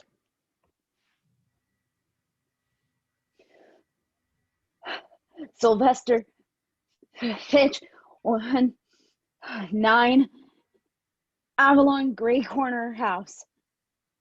Exterior, Avalon Boulevard, evening. A forecourt on, they coast up to the Gray Corner house. Dudley Smith behind the wheel of the lead cruiser. Bud White rides shotgun, reloading his revolver. Give me a minute. You got it, Wendell. On the street, Bud is out the door and scooting down an alley. Eggleston moves to follow, but Dudley cuts him off. We're going to the front. In the alley, Bud vaults a fence, pads down the back porch. A screen door. Bud slips the catch with a penknife and walks inside. On the porch, Bud heads for a blind-covered door. Unlocked, he enters. It's a hallway, light bouncing from side rooms. We hear the opening spiel of Badge of Honor from the left. Bud wheels into a bedroom. A nude girl spread eagle on the mattress, bound with neckties, one in her mouth. Her eyes grow wide at the sight of Bud, then flicker to the adjoining room, directing him. Raising the .38, Bud enters the kitchen. Sylvester Fitch sits naked at the table, wolfing Rice Krispies and watching Badge of Honor on a flickering TV. He looks up, sees the .38 before he sees Bud beyond it. Fitch drops his spoons and spoon raises his hands. Bud shoots him in the face. Dead, Fitch just sits there. Bud moves behind him, pulling a spare piece from an ankle holster. Bud fires back at the door from Fitch's line of fire, then puts the gun in Fitch's hand. We hear the front door crash open as Fitch slides off the chair into the floor. Bud dumps the Rice Krispies on him. Exterior gray house night. The girl on a stretcher being carried into an ambulance. Bud White walks alongside looking like some ferocious pet pit bull. The attendants get her inside. One joins her. The other closes the door and pauses to light a smoke. Bud rips the cigarette out of his mouth, nearly taking the guy's lips with it. Get her to the fucking hospital. One look at Bud and the attendant is running around to the driver's side. Exley arrives, steamed.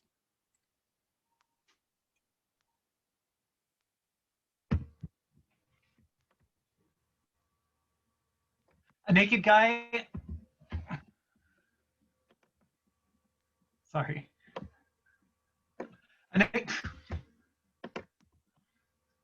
You tell me about it. It's a naked guy with a gun. What the fuck?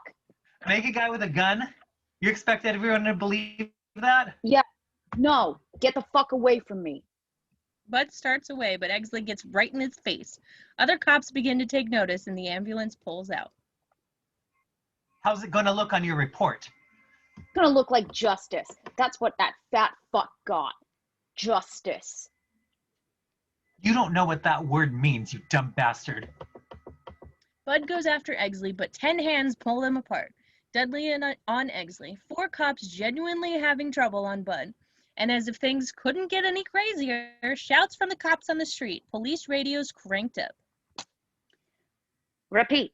3 suspects escaped from the Hall of Justice jail. The Night Owl killers, Raymond Coates, Tyrone Jones, and Larry Fontaine. They are considered armed and extremely dangerous. Descriptions are as follows. And break. Interior squad room. Electrified Night Owl. Action! Interior Hollywood station Jack's desk. Police rush back and forth. Exley hurries over to the desk, but he's not there. Anyone seen Jack Vincennes? A few cops mumble that they haven't. As Exley decides what to do, Carlisle from the original arrest steps over. Is something up, Lieutenant? Exterior, First and Olive. Exley and Carlisle pull up across the street from a 4-story Victorian with paint peeling off the clapboards. They jump out of the car, toting shotguns. Carlisle waits as Exley checks the mail slots. R. Navarrete, 408. Interior stairwell, Victorian building. Exley and Carlisle take the steps 2 at a time. Interior 4th floor hallway. Exley squints, reaches to a pocket, no glasses. He passes an elevator, rounds a corner. There's 408. Exley pumps the shotgun, nods to Carlisle, who kicks the door in. Navarrete living room. Exley and Carlisle burst in on 4 men eating sandwiches. Fontaine and Caucasian Navarrete at a table. Coates on the floor, Jones by the window. Exley squints.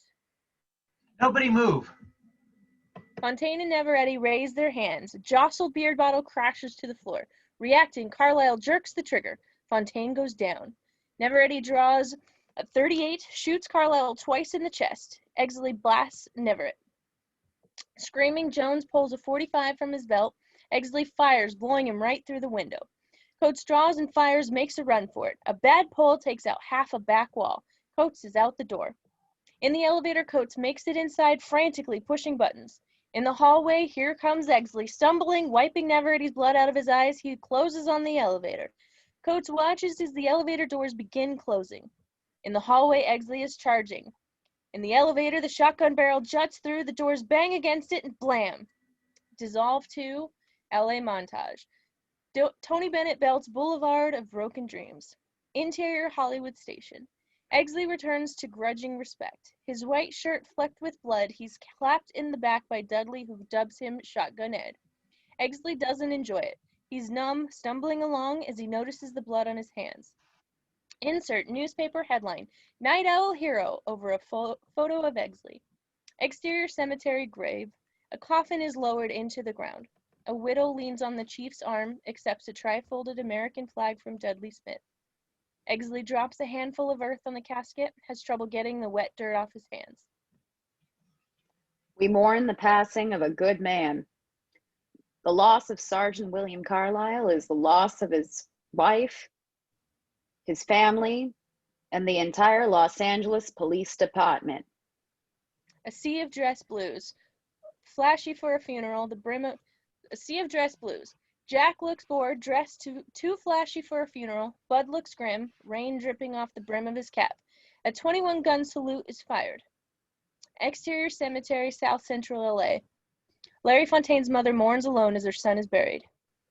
Interior, City of Angels Hospital reception area. Eggleston walks with a tough, starchy nurse.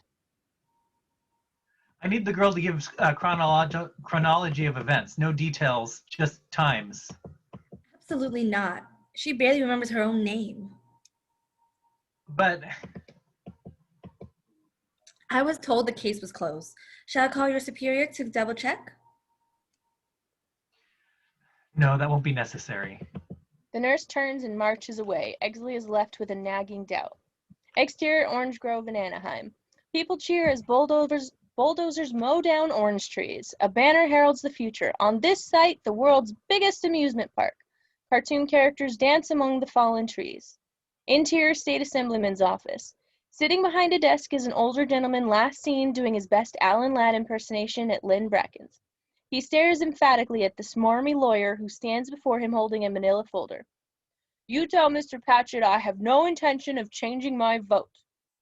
The lawyer simply hands him a stack of photographs. From Lynn Bracken's apartment, the first is the older gentleman except for his socks and garters. Interior, State Assembly Chamber. The older gentleman rises for an assembly vote. It may surprise some, but a mature man, enlightened by the facts, can change his mind. Exterior, 1736 Nottingham.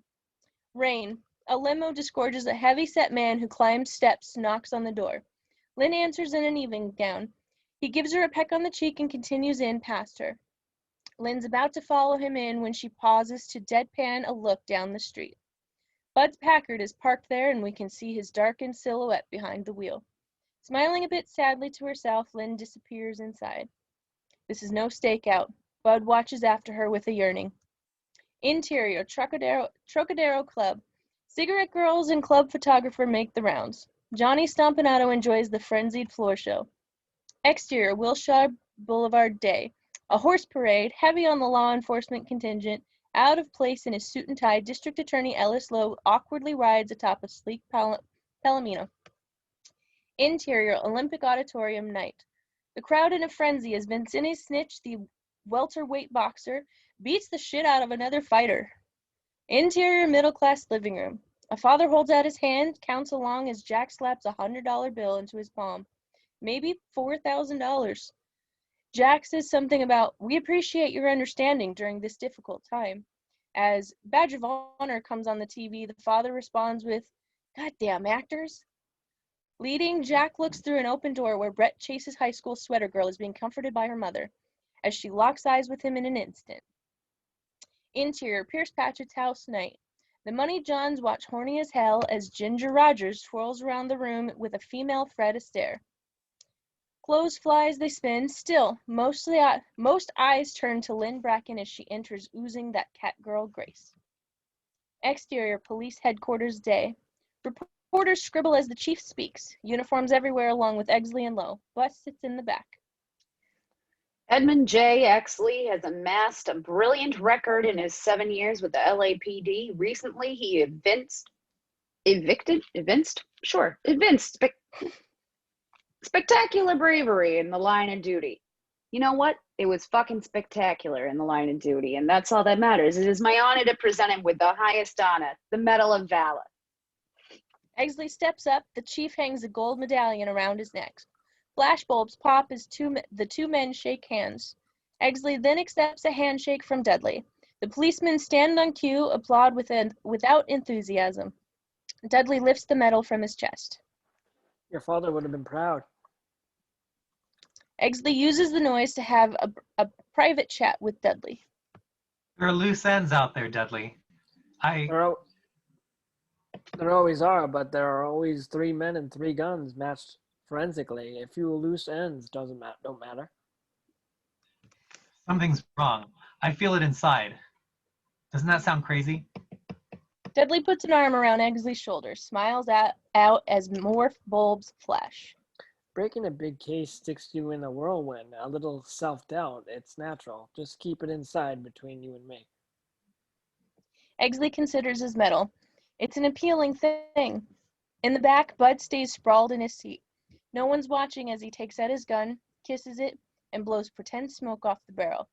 As the song ends, interior Variety International Pictures Stage 4 night. A badge of honor fundraiser for D.A. Lowe's re-election campaign. Hot dogs and sauerkraut. Fish bowls stuffed with cash. Jack is here, returns a smile half-heartedly. Lowe sits with his wife and teenage daughter as Brett Joe Reno Chase speaks. This election is about the future of law enforcement in Los Angeles. Ellis Lowe represents that future. So dig deep and let's get a moral man reelected. Applause, applause, applause. Leaving the podium, Chase smiles at Ellis Lowe's daughter, who it absolutely gushes. Chase then winks knowingly to Jack, who returns a tired, humorless smile. Jack scans the room, an odd moment as Jack catches his own reflection in a mirror across the way. He puts a hand to his face. Is that him? Big V, Jack Vincennes! Vincennes! Fuck it up again! Jack turns I'm sorry. his Did you have a stroke? Did you just have a stroke? I choked on my water right before. Oh I just want to make sure you're okay. really We don't need to call 911. I choked. Like literally right before. Ooh, shit. You And back, boy chick? I'm good. She's back, boy chick, too. Okay, it's great. Sid, how are they hanging? Well, they were around my eyeballs, but now they're around my ankles. Hudgens scans the crowd and points someone out. You remember Matt Reynolds? Jack spots Matt Reynolds, one of the young actors Jack arrested on Christmas Eve. The Grumman's Chinese papas. He just got off on the Anna farm. What's he The doing? farm. What's he doing? Yeah, well, you tight with the DA trash? Sure. He just tried to throw me off the force last Christmas as a little joke. How'd you like a little payback? Eh? Not to mention a little donation to the Widows and Orphans Fund. Did you know Lowe was the swish? He's a swish, swash, swash. Swish, swish, bitch. And Reynolds? Well, he's queer too. Apparently me as well. Metro paid him $2,000 a week to fake it with ingenues. On screen enough. I'm getting to fuck the DA for $100. That's twice the 50 you get for wrecking his career. Even Jack's Matt! not into a comment like that. I'm gonna step on your line, but Matt, get your ass over here. Reynolds lets a nervous bead on Lowe. Hudgens realizes. That's the DA Lowe right there.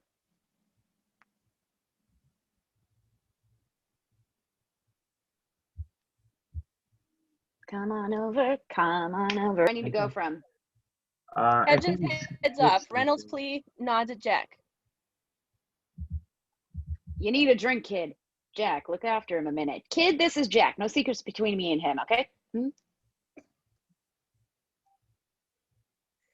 Hudgens heads off. Reynolds nods at Jack. Have we met before? Yeah. Jack doesn't really feel like talking to him. Reynolds' nerves won't let him stay quiet. Was it a party? Something like that. Well, I know. A Fleur de Lis party, right? Jack remembers the name, plays along for what it's worth. Fleur de Lis, whatever you desire. Dope, liquor, hookers that look like movie stars, Pierce Batchet, has it all. Sorry. I'm totally in the wrong place. Jack recognizes. Jack remembers the name. Fleur de Lis, plays along for what it's worth. Thank you. Thought I already Yeah. read that. Okay, I'll keep going. Yeah, Me and Patchett go way back. Pierce isn't like regular people. I dig him, but he scares me too. Really? How? Well, when I came out to LA, this isn't exactly where I saw myself ending up. Yeah, me neither. Reynolds looks like he's gonna cry. Hudgens returns with a double scotch straight up and a hot dog with sauerkraut. He hands the drink to Matt. Dutch courage, kid. Drink up. Reynolds downs a few gulps, looks across the room at Lo. I don't know if I should do this. Hey, it's not like you don't know how. And Jackie has connections on Badgeana. Pull this off and there'll be a pot for you. I smell a comeback, don't you, Jack? Reynolds looks to Jack, who gives a non-committal shrug. Lowe's free. Congratulate him. Reynolds nods, drains the glass, and heads off. Hudgens hands Jack a folded slip of paper. If Reynolds works his charms, which he will, this will be the address where they'll be. Meet me at midnight. I guarantee all sorts of illegal activity. Hudgens takes out a President Grant $50 bill. Jack doesn't take it. Sid, why would a guy like Pierce Patchett get involved with running dope and hookers Where'd you hear that? around? Jackie, all I know is what you know. The man is very rich. And he's invested in freeway construction, so he's going to get a lot fucking richer. But that's it. Patchett's what I like to call Twilight. He ain't queer. He ain't red. He ain't going to help me in my quest for prime sinuado. Jack takes the 50 as Reynolds returns, shaking his head. What? I can't do it. Talk to him, Jack. Tell him the opening on the show. Tell him about the opening. I'm pretty sure we can get you a part on the show. But tonight, pretend it's an acting job, kid. Showbiz. And no one will know about us. It'll be our secret. Showbiz. Emboldened by Jack's promise, Reynolds heads off. Jack and Hudgens watch as he strikes a conversation with Lo, who's captivated. Hudgens chomps a bite of his hot dog, gives Jack the high sign, but Jack just feels like a pimp. Interior Victory Hotel, room 6. Screams. A cauliflower-eared Cleveland mob enforcer on the hot seat. Bruning works him with a rubber hose as Dudley asks unanswered questions. Bud watches, revulsion growing. Where do you intend to start prostitution? Gambling. Go back to Cleveland, lad. This is the city of angels, and you haven't got any wings. More screams as the hose thwops down. Bud looks away, then shuffles blindly out of the room. Interior Victory Hotel bathroom. Bud runs water in the sink to drown out the screams. It doesn't work. Finally, he leans down and sticks his head under the stream of water. That doesn't work either. Exterior Victory Hotel. Hair dripping wet, Bud makes it to his car. The tires spit gravel as he tears away. Dudley appears in the doorway, watching curiously, as Cauliflower continues to scream. Interior Bud's Packard, 1736 Nottingham. Bud watches Lynn's apartment. Colored lights play on the windows. Shadows pass. Finally, the front door opens. There's Veronica Lake, all sparkles and spangles, kissing another distinguished gentleman goodnight. Bud watches the man into a waiting limo. As it pulls away, interior 1736 living room. Now Lynn just looks tired. As she puts away scotch bottles and picks up empty glasses, there's a knock at the door. She sighs and becomes sultry Veronica Lake before our eyes. Interior front hall night.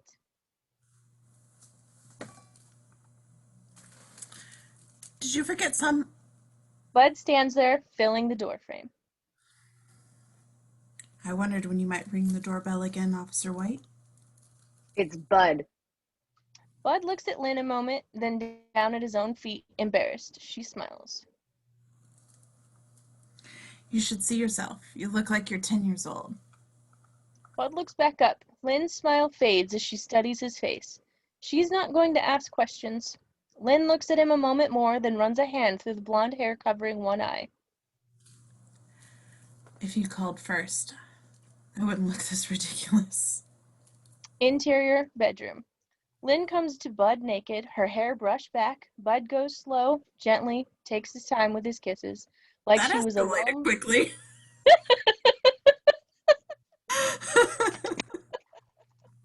We knew it was coming. The lonely woman who wanted to love to death. Lynn plays off his timing, her kisses back, her touches. Finally, Bud forces himself to stop. He pulls back so he can see her. You're Maybe I wondering if should keep my fedora off. Sorry. Sorry. I'll leave it on. She likes is into that. for sex. It's just like socks. You gotta remove it. The only thing he wears during the scene. Do it. Yes. You're wondering if that should lead me to be receptive. Bud doesn't answer, but yeah, that's totally what he's thinking. It doesn't matter. I like you, Bud. I really do. She kisses him, softly, drawing it out. Not a job. She wants to make love to him. And as Bud stops thinking, You did this last time and you made me lose my shit. Stop it.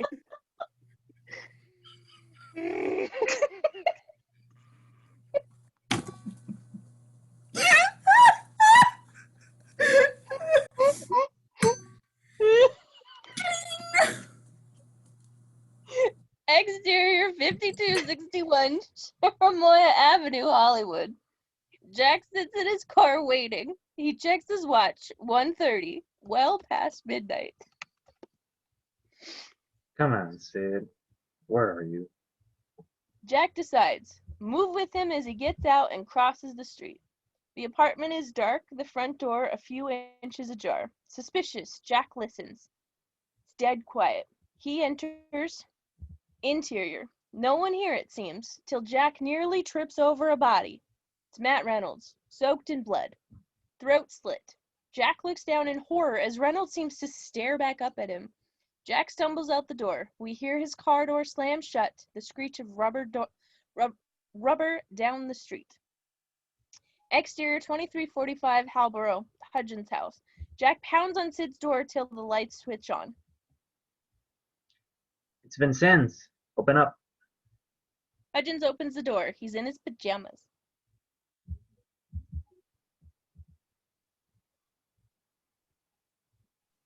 Shit, Jackie! You got some good scoop for the Sidster? Sidster, the Mitster Sidster? Sid, cut the crap. Alright. Well, give me some of the narco skinny! I want to put out an all op-ed issue. I mean, as a Jew, I feel very upset that I don't understand how to pronounce this next word properly. Schwartz, jazz musicians and movie stars. Maybe tie it to the Rosenbergs. There we go. All right, that's one I know. You like? Jack grabs him, jerks him to the doorframe. Shut up.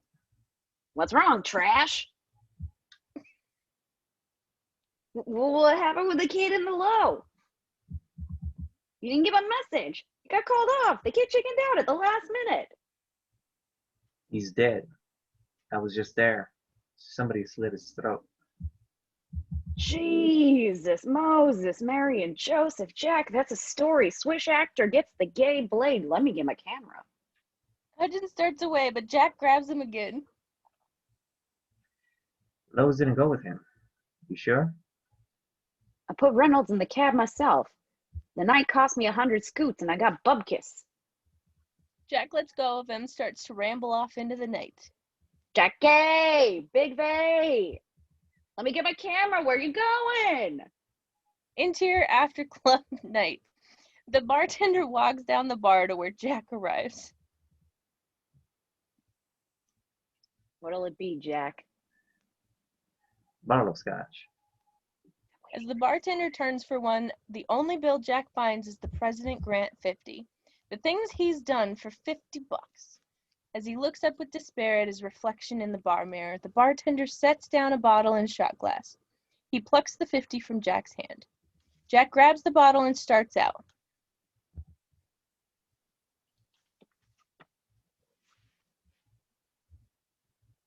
Hey, your change. Interior yes, it is coconut water, 1736. bitch. 9 a.m. Bedroom spent. Bud and Lynn lie on the bed. She traces a finger over his bicep as he muses on the ceiling.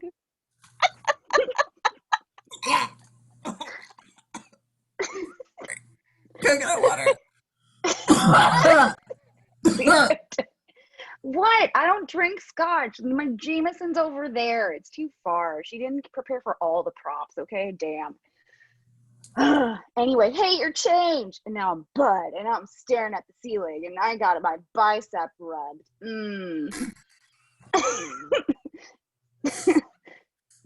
Who was the guy who was in here earlier?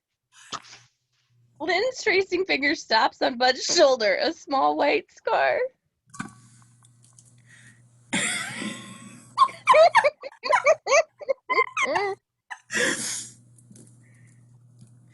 It doesn't matter. I'll make it as Veronica Lake. You got the real Lynn Bracken. Where'd this come from? When I was 10, my old man threw a bottle at my mother, and guess I got in the way. So you saved her. Yeah, but not for long. Bud looks away, and Lynn sees he doesn't want to talk about it. Do you like being a cop, Bud? I used to. But now all I do is strong arm.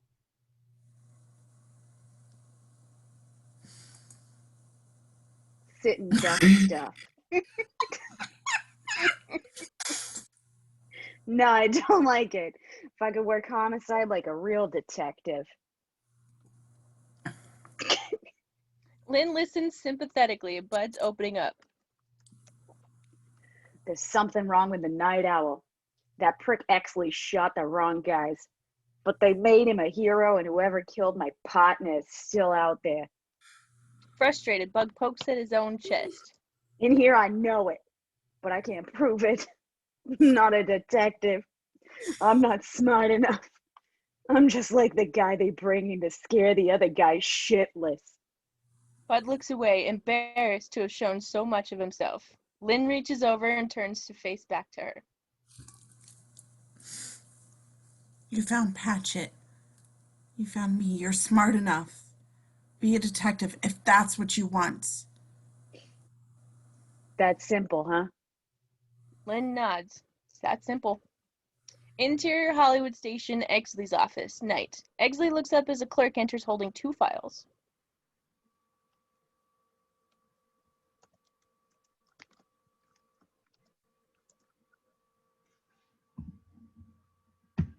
I swear there's a clerk here. I got the rap sheets on the suspects, sir. Coates and Jones got charges a mile long, but, yeah, except for some kid stuff, Fontaine's clean. Clean? More or less. Until he gunned down 6 people. Exterior Griffith Park day. Exley stands in the trees as a park ranger approaches. I asked my men, Lieutenant. No one remembers any guys firing shotguns. Then who phoned in the report? Not us. Interior Forensic Lab. Ray Pinker looks up from his microscope as Bud enters. About a fight. What brings you down to the basement? I got a few Night Owl questions. I don't know if you read the papers, but that case is closed. I'm tying up loose ends. Padding my report. You know how it goes. What do you want to know? Anything off. Anything that didn't make sense. You mean beside the fact that the 35 out of 45 rounds were gratuitous? Can't think of anything. Pinker is ticked as Bud steps over to where a group of Night Owl crime scene photos are posted on the wall.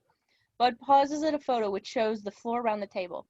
We see a high heel shoe, blood smeared across the floor. Whose shoe? Susan Lefferts. So if she's sitting here and it's facing the wrong way, what are these smears in the blood? Looks like she was falling and trying to get away. But she's moving away from the door. Who was sitting at this table? Big stepson. Had to be a dumb panic. If she knew him, she wouldn't have been sitting with him, right? Bud wonders. Maybe a puzzling piece just fell into place. Pinker remembers something. You know, there is one thing. Pinker rummages a shelf for a glass jar which he hands Bud. Inside are 2 wax-saturated cotton balls. Cotton balls. I found them just inside the meat locker door.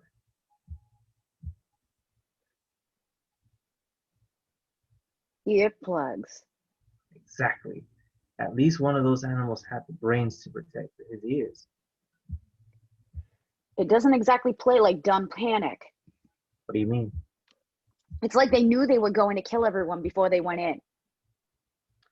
Yeah, so? Bud just stares at the picture of Susan Lefferts. Exterior Lefferts house, San Bernardino. A shingle shack dump. Bud walks in the front steps, rings the bell. Hilda Lefferts answers. She doesn't look so good. Mrs. Lefferts, I'm Officer White with the LAPD. I'd like to ask a couple of questions. Oh, shoot. Let my daughter rest in peace. 5 minutes, that's all. Interior, living room. Pictures of Susan smile down from 4 walls. Vamp poses on a nightclub floor. Mrs. Lefferts is all twitchy and nervous, her eyes darting to a closed door. Tell me about the boyfriend she had, the one you mentioned at the morgue. First, I want to go on record saying that my Susie was a virgin when she died. Oh, ma'am, I'm sure she was.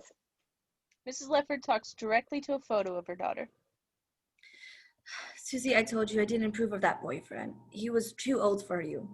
You let him come into the house and be fresh to me.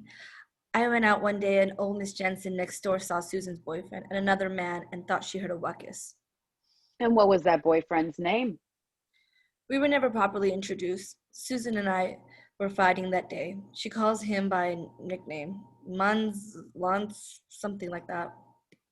Stens. Was it Stens? Maybe. I don't know. Look at a picture for me. Bud hands her a snapshot of Stensland taken in Tijuana. Out of uniform, she recognizes him. That's him. That's him.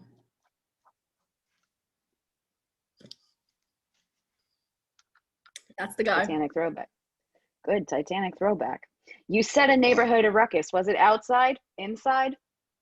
Mrs. Leffert's eyes go crazy, darting to a closed door again. Rolled towels are crammed against the bottom of it. I don't know. You have to leave now, officer. Bud starts for the closed door. What's through here? No, please leave. Bud kicks away the towels, opens the door, and steps into the den. It's innocuous except for the smell. It hits Bud right away. Oh, shit. Don't mind the smell. I think a rat died behind the wall. My Susie was a good girl. Easy. Tell me about the ruckus. I came home that night. There was blood on the floor. Susan said Stans had cut himself. They were acting nervous, and that Stans kept going under the house. As Mrs. Lefferts goes shrill, Bud beelines out the door. Exterior. Holding a flashlight, Bud crawls under the house into crawl space. Bud elbow crawls over the dirt between wooden pilings. There's a long burlap sack ahead. It smells bad. Bud rips the burlap, a rat's nest explodes. Bud sweeps a forearm at them. As they clear, he sees the gristle-caked human skull staring back at a 38 hole in the forehead. Undaunted, Bud tears the burlap back further. He pats the corpse's pockets, comes up with a wallet. Bud checks the ID. Turner Meeks. Bud knows him by that name and another. Buzz Meeks. Holy shit. Exterior. Bud crawls out, blinking sunlight and gulping fresh air. Mrs. Lefferts is there. She's scared. Was it a rat? Yeah, a great big fucking one. Bud opens Meek's wallet, pulls out a couple $100 and gives them to her. Here, compliments of the Los Angeles Police Department. Interior forensic lab day. Ray Pinker looks up from an autopsy as Exley enters. Hey, just in time for our stomach of the week. Frankfurters with sauerkraut, french fries, Coca-Cola, alcohol, and sperm. Jesus, what a last supper. The stiff is Matt Reynolds. Pinker continues working away. The Night Owl. Anything bothering you about that case? Yeah, the fact that you guys won't let it get filed away. What are you talking about? But White grilled me on it this morning. You know, he's not as dumb as I thought. As Exley's head swims, exterior Lefferts' house. Mrs. Lefferts walks up to, waters the grass, watches as the car pulls up. Exley gets up, starts towards her. She drops the hose and runs for the front door. Exley cuts her off. Let my Susie rest in peace. Mrs. Leffers, I just want to ask a few questions. The other policeman already checked under the house and found not a thing, miss. Officer White? A sweet man. Under the house. All he found were rodents, no signs of foul play, so there. Exley spots the entrance to the crawl space. He hurries over and enters nearly flat on his belly. Mrs. Lefferts calls in after him. My daughter was a virgin. I don't doubt it. Oh, God. Interior Hollywood station Jack's desk. Jack sits unshaven and hungover, the dregs of the scotch bottle on the desk. He considers a framed badge of honor photo. Jack and Brett chase before a banner to protect and serve. Jack punches a fist through it. Interior LAPD forensic lab. Exley walks alongside a body bag is wheeled into the lab atop a gurney. Pinker steps over. I need an ID ASAP. You talk only to me on this one. Interior Jack's desk. Sitting in disgust, Jack spots something amidst all the clutter. The great jerk-off books of 1962. He flips one over, looks at the fleur-de-lis stamp. Jack remembers something Matt Reynolds told him. He dials the phone. Yeah, Sergeant Jack Vincent's requesting. I need the home address on a Pierce Patchett.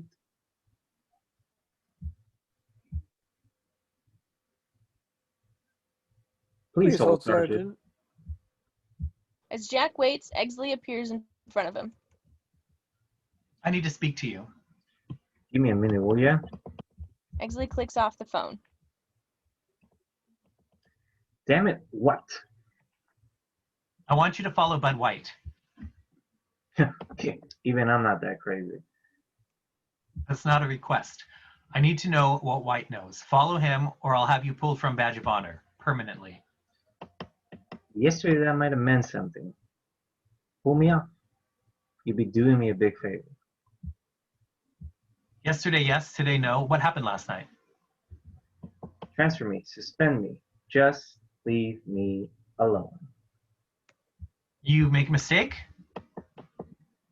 Yeah, my whole life. Jack stands and heads out. Exley follows. He needs help. Listen, I think I made a mistake too. I ain't a priest, Lieutenant. Can't hear your confession. Do you make the 3 Negroes for the Night Owl killings? What? It's a simple question. You should be the last person who wants to dig any deeper into the Night Owl, Lieutenant. Exley watches as Jack continues down a hall, and then Rollo Tomasi. Jack stops and looks back at him. Is there more to that, or do I have to guess? Rollo was a perch snatcher. My father ran into him off duty. He shot my father 6 times and got away clean. No one even knew who he was. I made the name up to give him some personality. So what's the point? Rollo's the reason I became a cop. I wanted to catch the guys who thought they could get away with it. It was supposed to be about truth and justice and Rollo. But somewhere along the way I forgot all that. How about you, Jack? Why'd you become a cop? Jack looks like he might cry, but he smiles instead. I don't remember. Both men are quiet for a moment. I'm trying to figure out what angle you're playing this time, but I'm sure as hell can't see one. I've given up angles for a while. I just want to solve this thing. The night owl was solved, Lieutenant. I want to do it right. So does Jack. Okay, college boy. I'll help you, but I want half the collar. A third. I don't think we can make a case without Bud White. Exterior brown derby. A Packard pulls up out front. Bud gets out and heads inside. Another car pulls up across the street. Close on Jack, watching Bud. Jack gets out, starts across the street. Interior brown derby, bar. At the bar, Johnny Stompanato looks over as Bud joins him. Stompanato isn't happy about it, but he smiles anyway. Wendell White, how's tricks, paisano? I ain't a paisano, you wop cocksucker. Nervous, Johnny taps his pinky ring on a bottle of beer.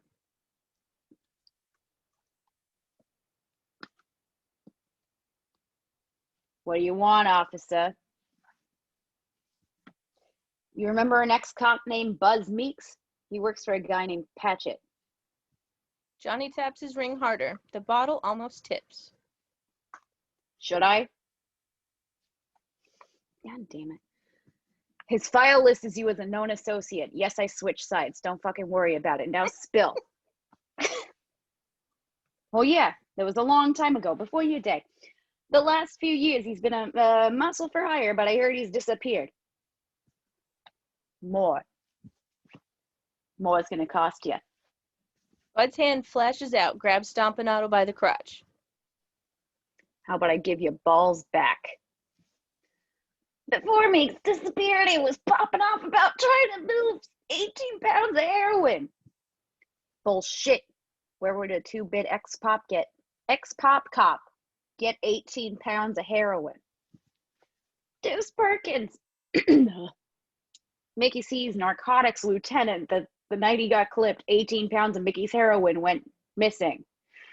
Bud loosens his grip as Stompanato gasps for air. At the door, Jack peels in, catches a glimpse of Bud and Stompanato. Too far away to hear anything, Jack quickly ducks out. At the bar, Stompanato is recovering. Meeks is probably in Rio or someplace like that by now. He's under a track house in San Bernardino, and he don't smell too good. What happened to the heroin, Johnny? I don't know. I swear it. Bud starts to raise a hand. Stompanato cringes, but Bud just slaps a 20 down on the bar and goes. Interior brown derby phone booth. Jack's on the phone to Exley. He's in the brown derby with Johnny Stompanato. Check that. At the Formosa Cafe! Exterior 1736 Nottingham. Jack pulls up, sees Bud knock at the front door. It opens and Bud steps in. Jack doesn't see who opens it. Exterior bushes. Leaves rustle. There's movement in the underbrush. Jack appears, followed by Exley. Jack pulls a gun as they near a window. What's that for? But White, he sees us and we're dead. They press up to the glass for a partial view. Bud White sits on a footstool massaging a pair of women's feet. Jack and Exley exchange a long, curious look. This isn't the Bud White they're used to. A pair of women's hands take him, arms covered in glitter and satin. The woman, Lynn Bracken, leans forward to kiss her policeman. It may have been a long day, but she's every inch Veronica Lake. Only the hair's not over her eye. They stand, kiss again. Lynn's gown spills down around her ankles. Bud scoops Lynn into his arms, and the two of them disappear into the bedroom. A long beat before... Jesus. Maybe White's not as dumb as he looks after all. Rita Hayworth at the morgue, and now Veronica Lake with White. What the hell is going on? Movie star hookers. Whatever you desire. It's for the loo again. What's fleur-de-lis? Highline horse with plastic surgery to look like movie stars. And who knows what else. It's run by this guy, Pierce Patchett. You might want to talk to him. Yeah, but first I want to brace Stompanato. Interior brown derby entrance. Exley and Jack enter. Check the bar. I got the restaurant. In the restaurant, Eggley scans. There's Stompanato with a girl who looks amazingly like Lana Turner. Engrossed, Stompanato doesn't even look up till Eggley's nearly on top of him. Hey, you want an autograph? Right to fucking MGM.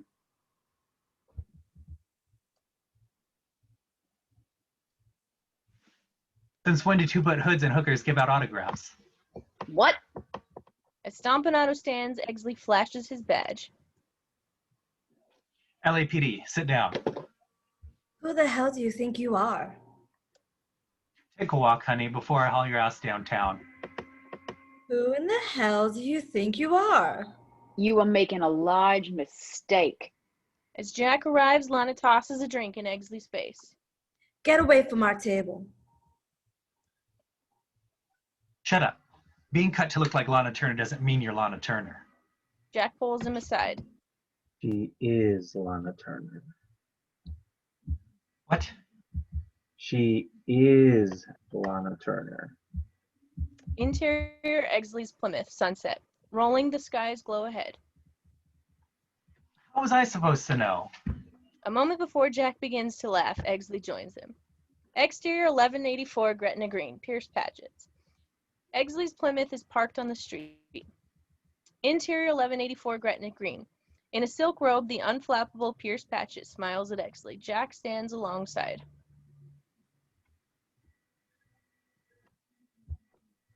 I believe, but I'm going to say more things. Like, I believe the Night Owl's your area of expertise, Mr. Exley. I saw you on television getting your medal. And you're that other celebrity Hollywood policeman, aren't you? A beat. Eggley and Jack don't look like they appreciate being joked with. Paget finally sighs. I'll tell you what I told Officer White when he asked me about Susan's death. Bud White's been here? For the last time, I may suborn women into illicit activities, but they're handsomely compensated. I treat them well and make sure the men they deal with show them every due respect. Is the Veronica Lake look-alike one of your whores? A vulgar term, but yes. What's her name? Lynn Brecken. Why is she seeing Bud White? Why do men and women usually see each other? Anything else you want to add before I talk to her? No. Not good enough. Then try talking to my lawyer. Good evening, gentlemen. Exterior, 1184 Gretna Green. Eggley and Jack head for the car. Guys, as cool as they come. A call crackles in over Eggley's radio. Eggley picks up. This is Exley. Ray Pinker wants to talk to you, Lieutenant. He says he has your ID. Tell him Sergeant Vincennes is coming to talk to him. What are you going to do? I'm going to Lynn Bracken's. I'll meet you at the dining car. Great. You get the girl and I get the coroner. Interior library, 1184 Gretna Green, night. Watching Eggley and Vincennes from the window, Paget picks up the phone and dials. Hush, hush, off the record and on the QT. Interior, 1736 Nottingham. Knocking on the door, Lynn answers to reveal Eggley. Miss Bracken, I'm Lieutenant Exley. Miss Bracken, I'm sorry. I'm Lieutenant Exley. I understand. I can hear. I know who you are. You're the policeman Bud told me about. Really? What did White say? He said you were smart. He also said that you were competing with your dead father. How did he put it? Trying to measure up to his ghost. Eggley lets it pass. As he enters, Let's concentrate on my smarts. Pierce Paget made you, didn't he? He taught you how to dress and talk and think, and I'm very impressed with the results. but I need some answers, and if I don't get them, I'm going to take you and patch it down. He can take care of himself. I'm not afraid of you. And you forgot one thing, Lieutenant. Pierce taught me. Bleh. Pierce also taught me how to fuck. Can I get you a drink? Exley can't help but smile, and Lynn smiles back. I can't say that straight face. Exley watches her as she steps over to fix the drinks. I'm curious about you. Why? She hands him his drink. Because Bud hates you more than he loves me. Exley stews. Lynn watches him over the rim of her glass. It galls you to know how much I know about you. You don't have information to compete. Don't underestimate me, Miss Bracken. The way you've underestimated Bud White? Exley's had it. A menacing step forward, Lynn's smile becomes a laugh. Lost to himself, Exley leans in and kisses her. Lynn pulls back, then kisses back. In a beat, they're rolling on the floor, shedding clothes. As they trash the furniture, Lynn looks over his shoulder at her own reflection in a closet door mirror. Reverse angle, inside the closet, two-way glass. Sid Hudgens is in here snapping pictures. As Lynn and Exley continue with their fantastic lovemaking. Interior forensic lab night. Ray Pinker rubs his tired eyes. Oh, God bless dental records. Steve used to be a cop. Turner Meeks. Buzz Meeks? You knew him? Of him. He was around when I first joined the force. Bad egg. Pinker could care less. As Jack's wheels turn, interior LAPD records room. Jack searches dusty filing cabinets with dates like 1939 and 1940. Reading one-headed Meeks, Jack lets out a low whistle. He's found something. Interior Pacific dining car. Jack waits at the bar, watches the door anxiously. Come on, Exley. Where are you? Interior 1736. Spent, Exley, and Lynn sit, half-dressed, on the floor. They're quiet. Then, through a smile, How was I? The best I ever had. Oh, absolutely the best. You sound like you mean it. The silver screen's loss is your gain. How about White? You want to know what Bud's like in bed. she actually embarrassed him with that one. I want to know what you see in him. What is the Patchett payoff? I see Bud because I want to. I see Bud because he can't hide behind the warmth he has inside him. I'll take your word for it. I see Bud because he makes me feel like Lynn Bracken and not some Veronica like lookalike who fucks for money. I see him because he doesn't know how to disguise who he is. There's more if you want to hear it. Exley shakes his head. He's heard enough. Does all that make it harder for you to hate him or easier? I don't hate White. I really don't. It's just, in my business, it's just the wild cards you have to watch out for.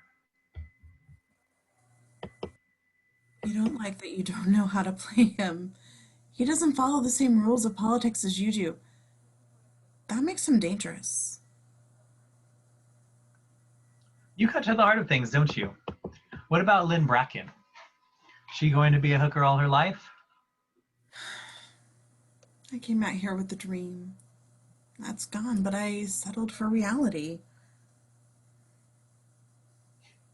Some reality. No. This is the means to the reality. But I'm not going to tell you what it is. Why not? Because you'll use it against me. Won't you? Exley doesn't answer, but the answer is yes, and Lynn smiles. You're tougher than Bud thinks you are. You're the first person to ever call me tough. like recognizes like. I'm pretty tough myself. You mean white, huh? Actually, that's only tough on the outside. As Exley kisses her, in the closet, exasperated that he's still stuck in here, Sid Hudgens checks his watch and shakes his head in disgust. Exterior 9608, Vendham, Silver Lake. Jack knocks at the darkened house. The porch lights come on. The door opens to reveal Dudley Smith in his bathrobe. John, Vincent, it's 3 a.m., lad. 2 minutes, Dudley. It's important. Lucky for you that my wife and 4 fair daughters are at the beach in Santa Barbara. Interior 9608. Jack sits at the table while Dudley makes coffee. You remember Buzz Meeks, Dudley? A disgrace as a policeman, straight D fitness reports from every CO he ever served under. What about him? 12 years ago, he worked a vice roast with Dick Stensland. They arrested a Pierce Patchett on and on exorcism scam. Guy ran hookers. He had them photographed with their johns and then double dipped for some blackmail. Charges got dropped. Insufficient evidence. You were supervising officer on the case, and I was wondering if you remember anything about it. What's this all about, lad? Part of it has to do with a murder. I've been working with Ed Axley on it. You're a narco, lad, not homicide. And since when do you work with Edmund? It's a private investigation. I fucked something up and I want to make amends. Don't start trying to do the right thing, John. You haven't had enough practice. Dudley walks over and hands Jack his coffee.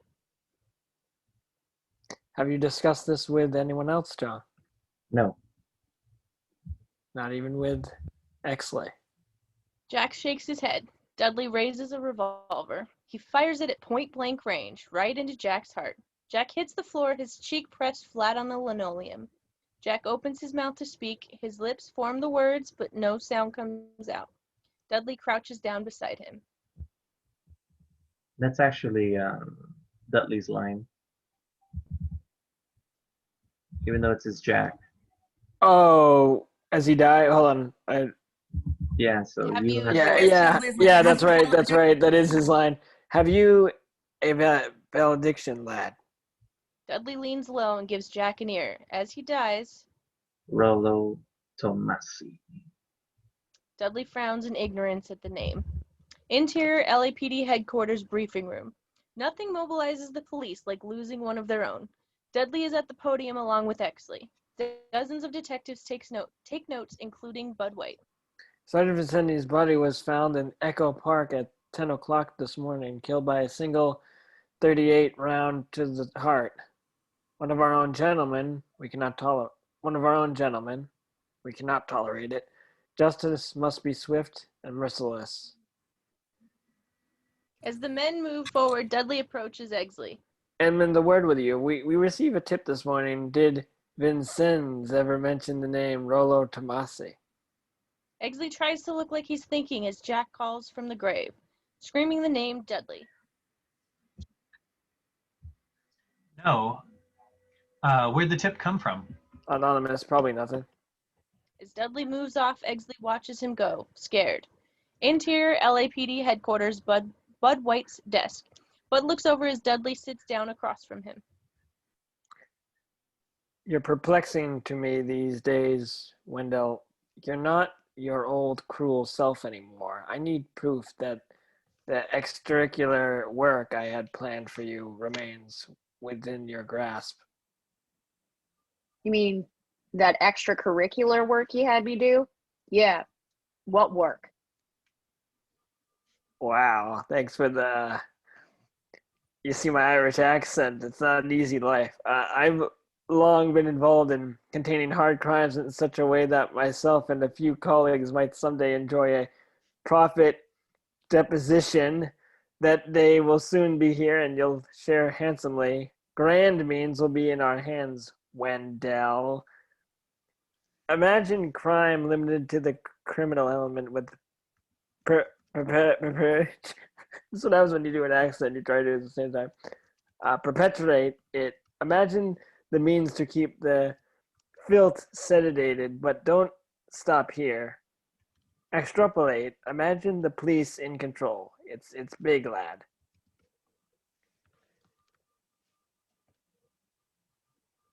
It's very big, lad.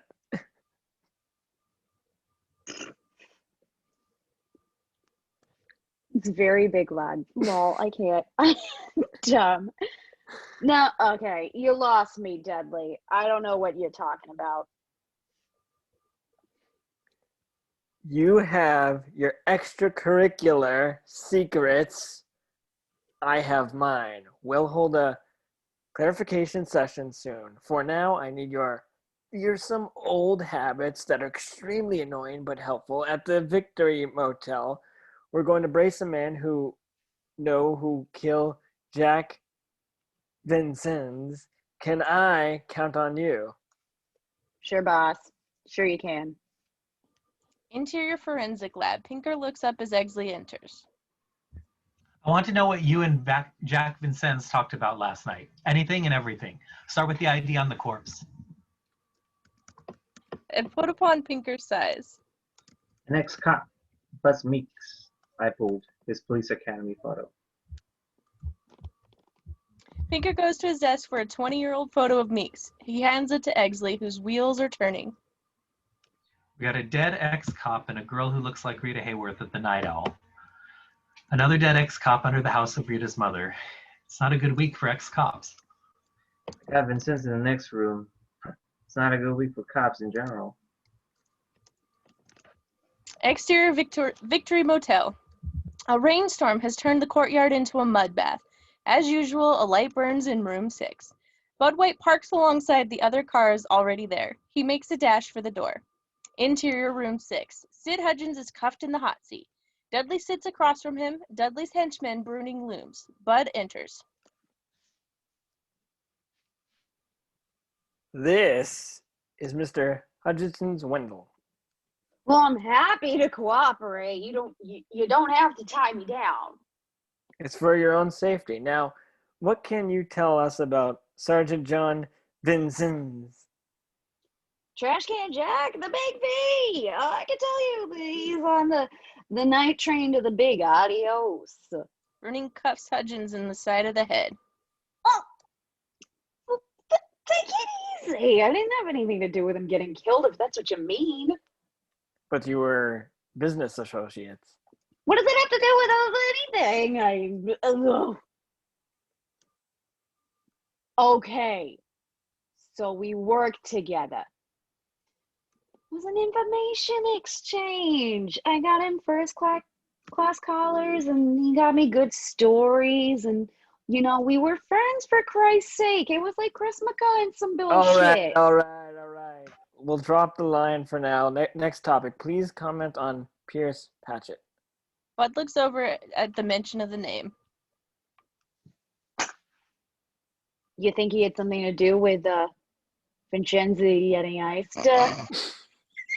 That I just did to fuck with you, sorry.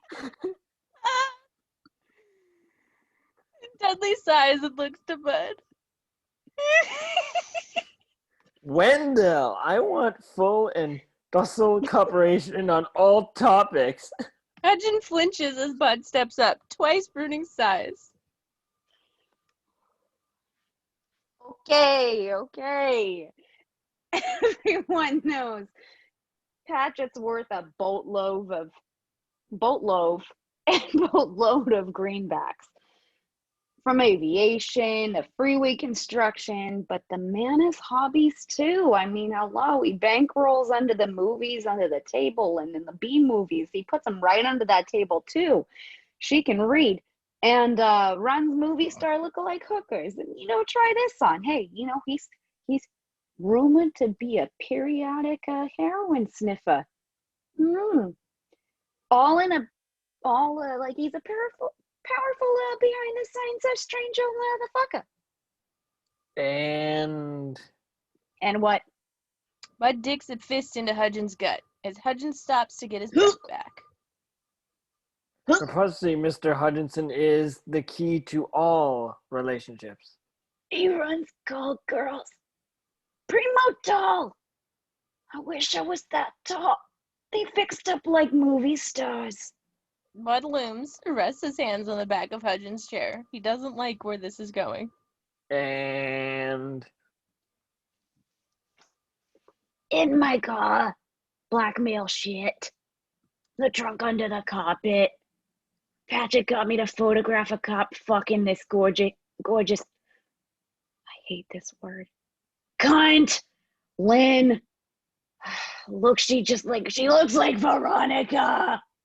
Wooden slats pop as Bud tears the bolted chair right out of the floor. Hudgens in the chair lands sideways. Wendell. Bud can't hear him. He uprights the chair one-handed as his fist cocks back. He's restrained by Bruning and Dudley. This is no act. They can barely hold Bud back.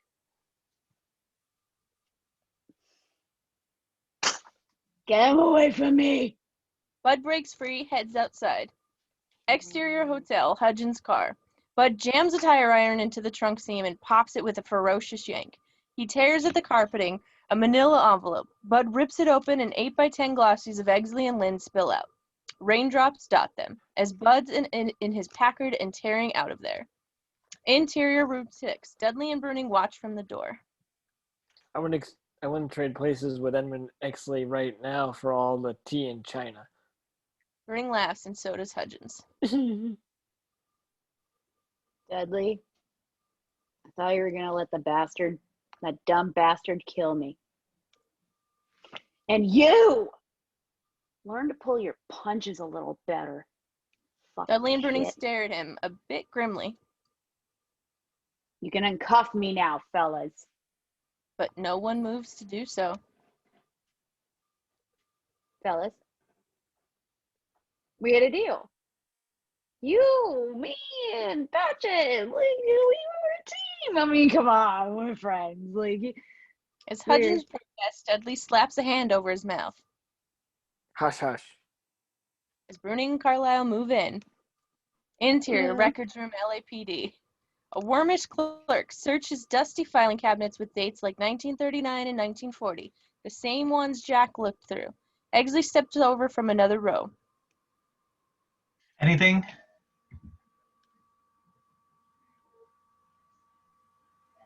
Nothing.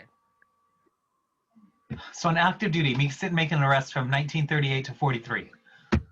Someone must have pulled the records. Exley ponders the implications. Taking out the photo of Meeks, he gets an idea. Where are the police academy files? I don't have time. I have... Just show me where they are. Exterior 1736. Blue, Lynn sits on her porch watching the rain come down. A screeching on the wet street as Bud's Packard pulls up. She watches as he gets out and starts for the house. Lynn stands, holds her arms out. Bud stops short on the steps, out of reach. The rain is soaking him. Did you talk to Exley? Coming out of the rain. In the morning, we'll have both our stories for breakfast. Lightning flashes. Bud shakes his head. I want to know about Exley. He's the opposite of you. He's more like me. Cold. Calculating. How'd you get to know so much about him? More lightning. Lynn looks god-awful sad. Coming out of the rain, Bud. You gonna tell me what actually happened with you and Exley? We talked. So tell me about it. In the morning. No. Now. You fucked him. Too tired to lie anymore, Lynn finally just nods.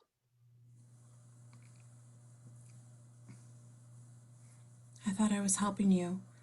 I thought... Bud backhands her, hard.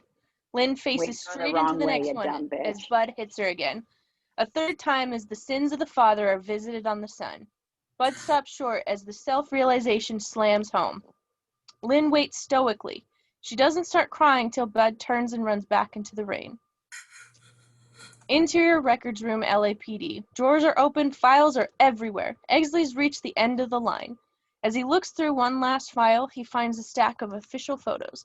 Then he stops short. There's a photo of 4 cadets and an academy instructor. 2 of the cadets are ID'd as Turner Meeks and Dick Stensland. The instructor is Dudley Smith. Exley looks up at the sound of footsteps, and Bud is there. Fury. He slams Exley, knocks him flat. Bud's here to kill him. He hauls Exley up, pummels him, then throws him over the table and up onto the wall. Plaster cracks. Bud's on some gonzo animal plane. Bud strangles him. Exley gags. It'll be over in moments. Until Exley's flailing hands find Bud's .38. Yanking it from his waistband, Exley smashes Bud in the forehead. Bud reels, but blind with rage, he moves back in, only to have the barrel of the .38 placed right between his eyes.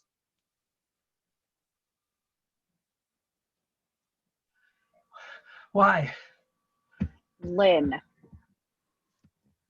She told you? Bud shakes his head. He's coiled, ready to make a move. Who told you? Did Dudley have anything to do with you finding out? Bud hesitates. The answer's obvious. Listen to me. Dudley killed Jack. It has something to do with Buzz Meeks. Exley points out the academy photo on the floor.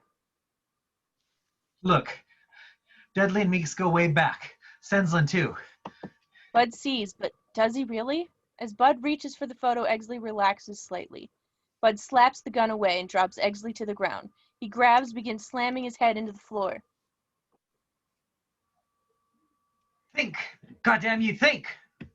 Exley's almost out, but maybe Bud hurt him. The attack slows, stops. As Bud does think, Exley stays conscious. I knew Stensland and Meeks knew each other. Meeks was with Sue Lefferts on Christmas Eve. The night I met Lynn. Lefferts' mother ID'd Stensland's as Lefferts' boyfriend, but Stens pretended he didn't know either one of them. Stensland and Meeks. What are they up to? Johnny Stompanato told me when Meeks disappeared, he was trying to move the 18 pounds of heroin that went missing when Deuce Perkins was shot. Stensland and Buzz Meeks. 2-man triggers knocking off Mickey Cohen lieutenants. When they killed Deuce Perkins, they got heroin as a bonus. Then something goes wrong. Meeks gets killed, maybe Sten gets greedy, killed Meeks and left him under his girlfriend's house. The night he died, Stens was all mysterious. He said he had something big going down. The Night Owl. Stensland was going there to sell the heroin. Somebody got wind of it, killed them all. It wasn't the Negroes. The Griffith Park report was a phony. And who says the purple Merc was spotted outside the Night Owl? Dudley. The first guys to the car when Jack and I got there were Bruning and Carlisle. Dudley's guys. They didn't find the shotguns. They planted them. It all keeps coming back to Dudley. It's Dudley's for the Night Owl. They just stare at each other a beat as it sinks in. Here's Paget figures in too. That's the angle Jack was working. Dudley must work for Paget. Let's just kill him. What? Let's just fucking kill him. But for Jack, for Stensland, for anybody who got in the way. I've been trying to be smart, a detective, but killing those 2 fuckers, that would be justice. Stay smart, bud. We build a case. We play by the rules. There are no rules anymore. Why the fuck are you doing this? The Night Owl, they made you. You want to tear that all down. With a wrecking ball. You want to help me swing it? Bud smiles. For a second, he likes Exley. Let's go see Pierce Paget. Run a good cop, bad cop.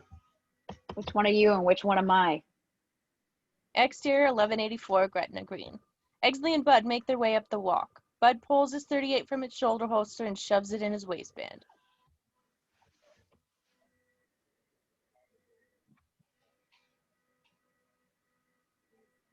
Well, Exley, you got a You problem with my expecting 38? problems?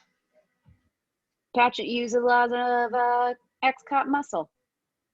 The front door, Exley rings the buzzer. Looking back, Bud sees pitching wedge and pile of golf balls abandoned in the grass. A single ball floats in the koi pond. Bud's eyes narrow at the sight. It's not like Patchett at all. Come on. And Bud shoulders the heavy door right off its hinges. Interior hallway. Bud draws his 38 as he strides in. Exley tries to keep up. What? Double doors on the left open into a library. Bud stops short, slowly lowers his gun. Exley steps up beside him. Library. Hanging from a ceiling light, Patchett's body slowly twists around, a toppled chair beneath him. I don't think his ex-cop did him much good. Bud goes to the body while Exley heads for a side table on which rests a typed sheet of paper. Bud checks Patchett's right hand. The knuckles are split, two of the fingers badly distended. It's a suicide note. Says he killed Jack because Jack had figured out the pornography scam Patchett was running. He had help getting up there. Two of his fingers are broken. He had one thing figured wrong. I don't think Dudley worked for Patchett. At least not anymore. Patchett's dead. He sent you after me. I'd say Dudley's tying up loose ends. Lynn. Bud dashes to the phone and dials. It rings, but no one answers. I got a guy who owes me in the sheriff's department, West Hollywood Station. He can be at her house in 2 minutes. Bud shoves the phone into his hand. Call him. Exterior 1736. A county sheriff's unmarked park out front. A deputy behind the wheel. Exley's Plymouth pulls up behind. The deputy gets out. We move with him as he's back to Exley, who's rolling down his window. Is she inside?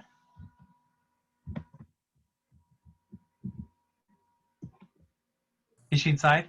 Somebody be deputy. We took her to Hollywood Station for safekeeping. Someone worked her over pretty good. She wouldn't say who. Exley looks at Bud, and Bud looks down in shame. Hold her as Joan Smith. No one sees her unless I okay it. You got it, Exley. And now we're even. As the deputy moves off, Ellis Lowe. What about him?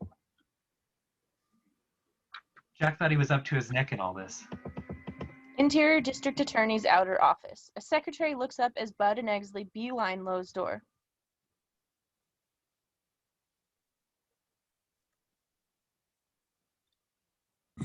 You can't go in there! Inner office. Lowe looks up as they burst in. Do you want me to call the police, Mr. Lowe? Ask for Captain Dudley Smith. He'll have a party. Hot dogs and sauerkraut. Oh, I love hot dogs. Pete, as Lowe considers his options. It's okay. These are police. What do you want? I want DA Bureaumen to trail Dudley Smith 24 hours a day. I want you to get a judge to authorize a wiretap on his home phone. I want authorization to check his bank records, and I want it all in an hour. On what evidence? None. Called it a hunch.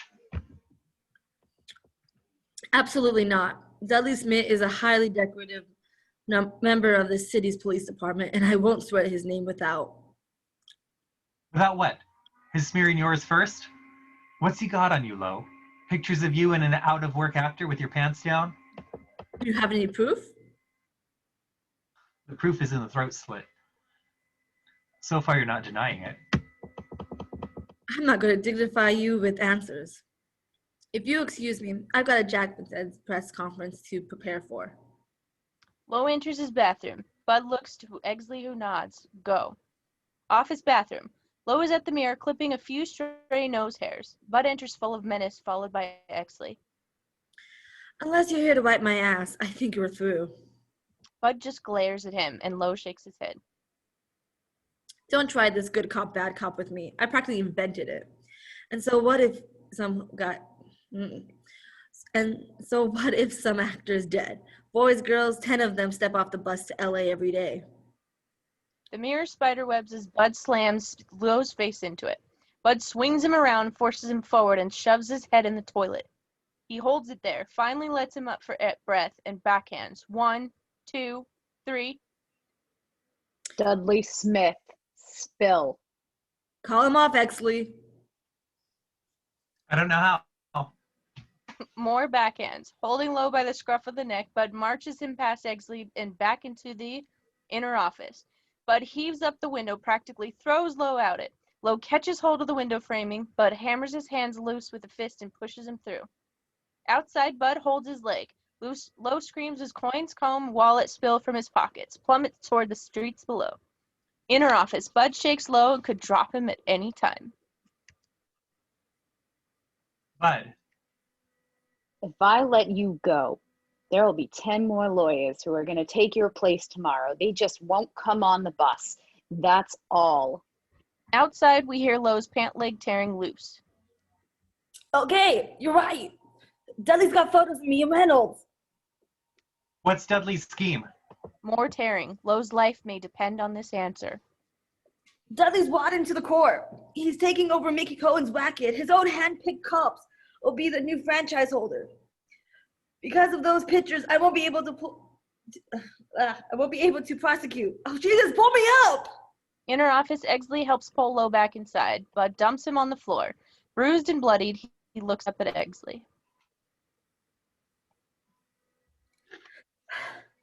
Dudley's got everyone under his thumb. Not just me, but the chief of police, the lieutenant, governor, everybody. Exley pulls his .38 and shoves it to the side of Lowe's neck. Not everybody. You tip off Dudley and Officer White visits you alone next time. Lowe looks at Bud and nods. His face is a bloody mess. Exterior city office building. Exley and Bud exit. Bud's wheels are turning. They never made a march on the match on the serial numbers. What if Bruning and Carlisle took them from the evidence room? You know, a couple of cold pieces that have been hanging around for a year or two. We should check the records. We should talk to Lynn. Bud just stares at him for a beat. You want to talk to her? Bud looks away and shakes his head no. Finally, You do it. I'll check the files. Interior Sheriff's Department holding room. Lynn looks up as Exley enters. Her face is puffy and swollen. If I knew you were coming, I would have baked a cake. Forget everything else for a second, Lynn. Is there anything you can give me on Dudley Smith? A blank look from her. A police captain. I think he's behind all this. I work for Patchett. I had a feeling that there was someone else, but I never knew who. Okay, look, if it helps, Bud hates himself for what he did.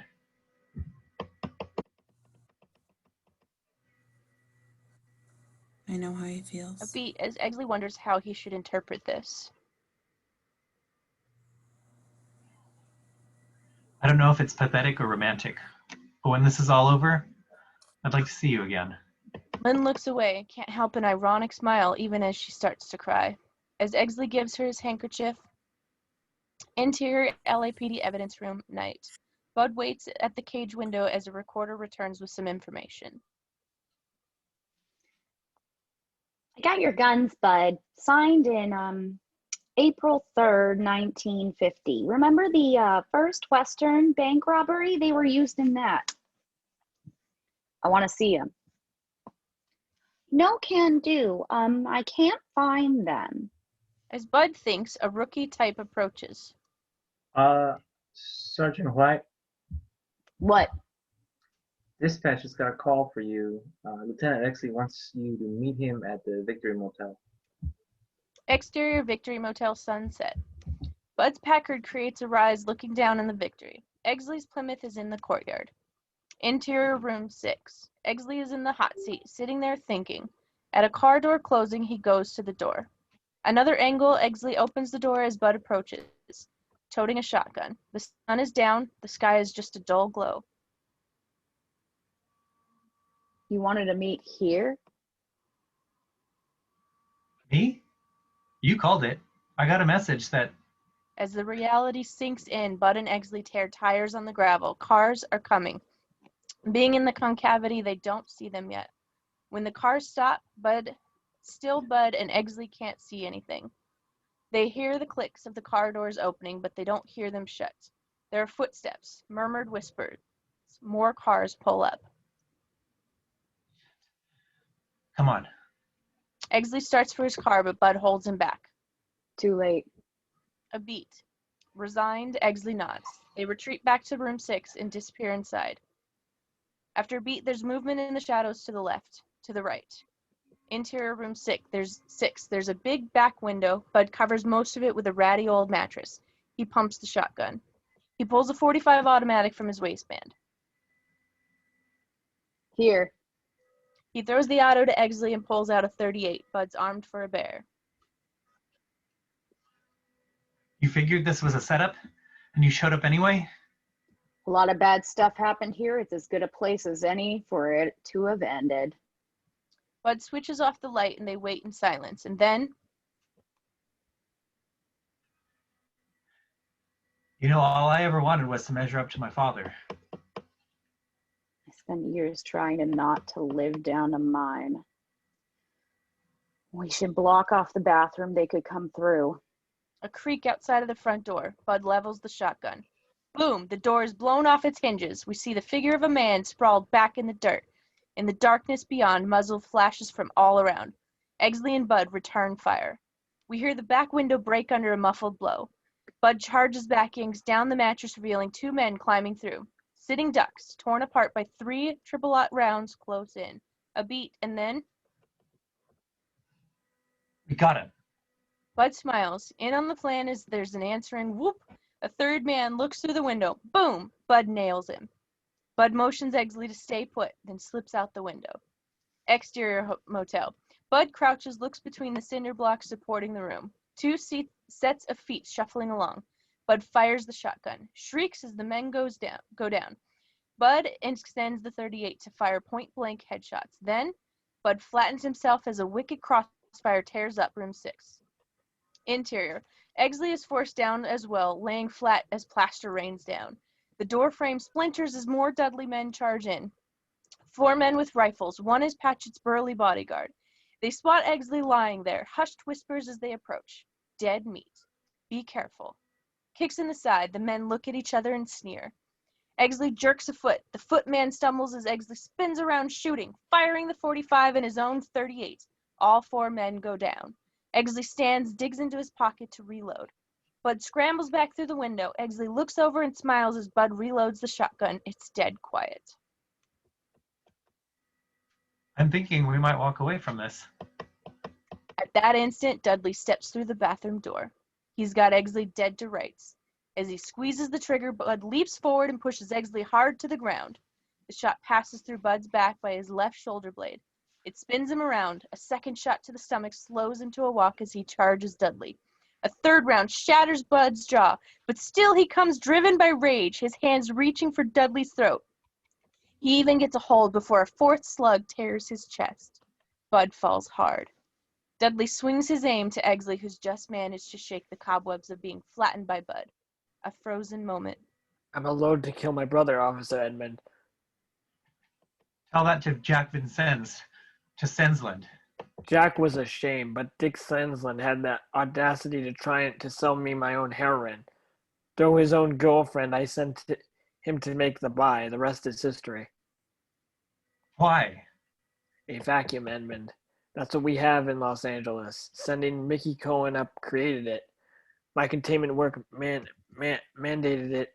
Certain photographs guarantee it. Organized crime has been held back, but there's still demand for the services it provides. Now you'll provide them. Absolutely. Prostitution and gambling are victimless crimes. The heroin will run down to the color reds. Anesthetize them, yeah, as long as it's not middle-class problem, no one will care. It's still a crime. Free city for respective people.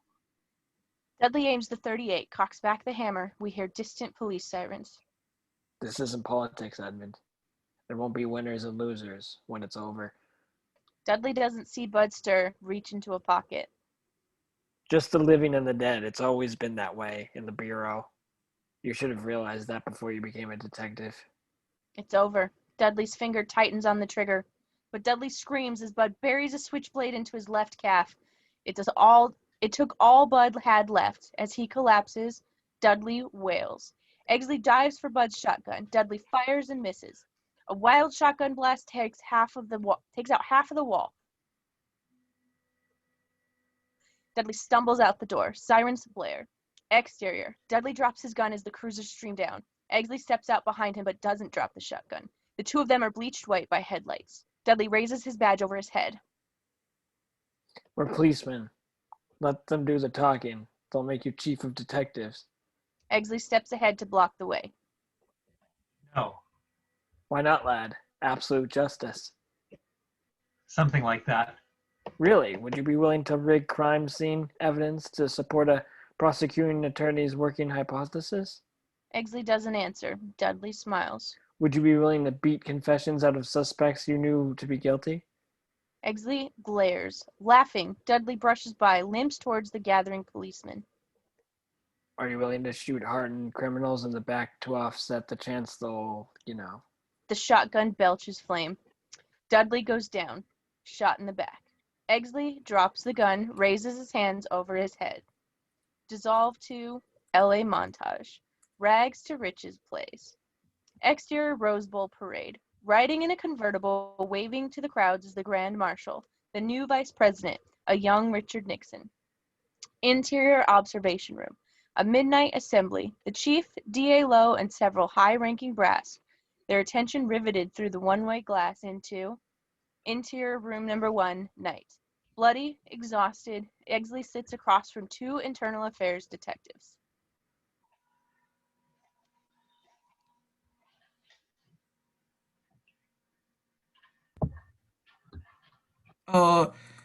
You have a lot of explaining to do, Lieutenant. Yes, I do. As Eggley begins, television screen, where we're informed that tonight's episode of Badge of Honor is dedicated to the memory of Technical Advisor Sergeant Jack Vincennes. Exterior, Ventura Freeway, Coyote, that pass. A ribbon is cut. Eager motorists roll down the blacktop. Exterior, Grauman's Chinese Theater. Ronald Reagan applauds as Jane Wyman plunges her hands into fresh sidewalk cement. Interior observation room. The brass exchange concerned looks and raise eyebrows as they watch Eggley through the glass. His voice heard over the speakers. Interior Union Station. The flat-nosed Frisco loan shark and cauliflowered Cleveland enforcer seen earlier in the Victory Motel return to L.A. ready to fill the vacuum. Exterior newsstand. Hush Hush is delivered. The headline, actor Reynolds in his final role, conductor of the night train to Slice City. Interior room number 1. Eggley stares across the internal affairs detectives. That's it. That's the whole story. As Eggley looks to the gray tinted wall mirror, observation room, Lowe leans over and whispers to the chief. Press would have a field day with this. When in doubt, feed him a hero. In this case, we're going to need more than one. Cut to Los Angeles Examiner headline. Rest in peace, Dudley Smith. Fabled LA cop dies defending city from organized crime. Interior LAPD headquarters briefing room. Eggley in his dress blue uniform, the chief smiles, pins gold stars to his shoulders. Captain Edmund Exley, Chief of Detectives, Los Angeles Police Department. Applause, applause, applause. Flashbulbs. Lynn watches from the back as Eggley runs a handshake gauntlet. Finally, he spots her. She's returned to her natural brunette. Looks even better. Eggley steps over. I tried to throw it all away, and they gave it back in spades. Exterior parking lot. Eggley walks Lynn out. Where will you go? Bisbee, Arizona. The air's good for pensioners, and I know where everything is. When? Right now, before I back down. Where's he?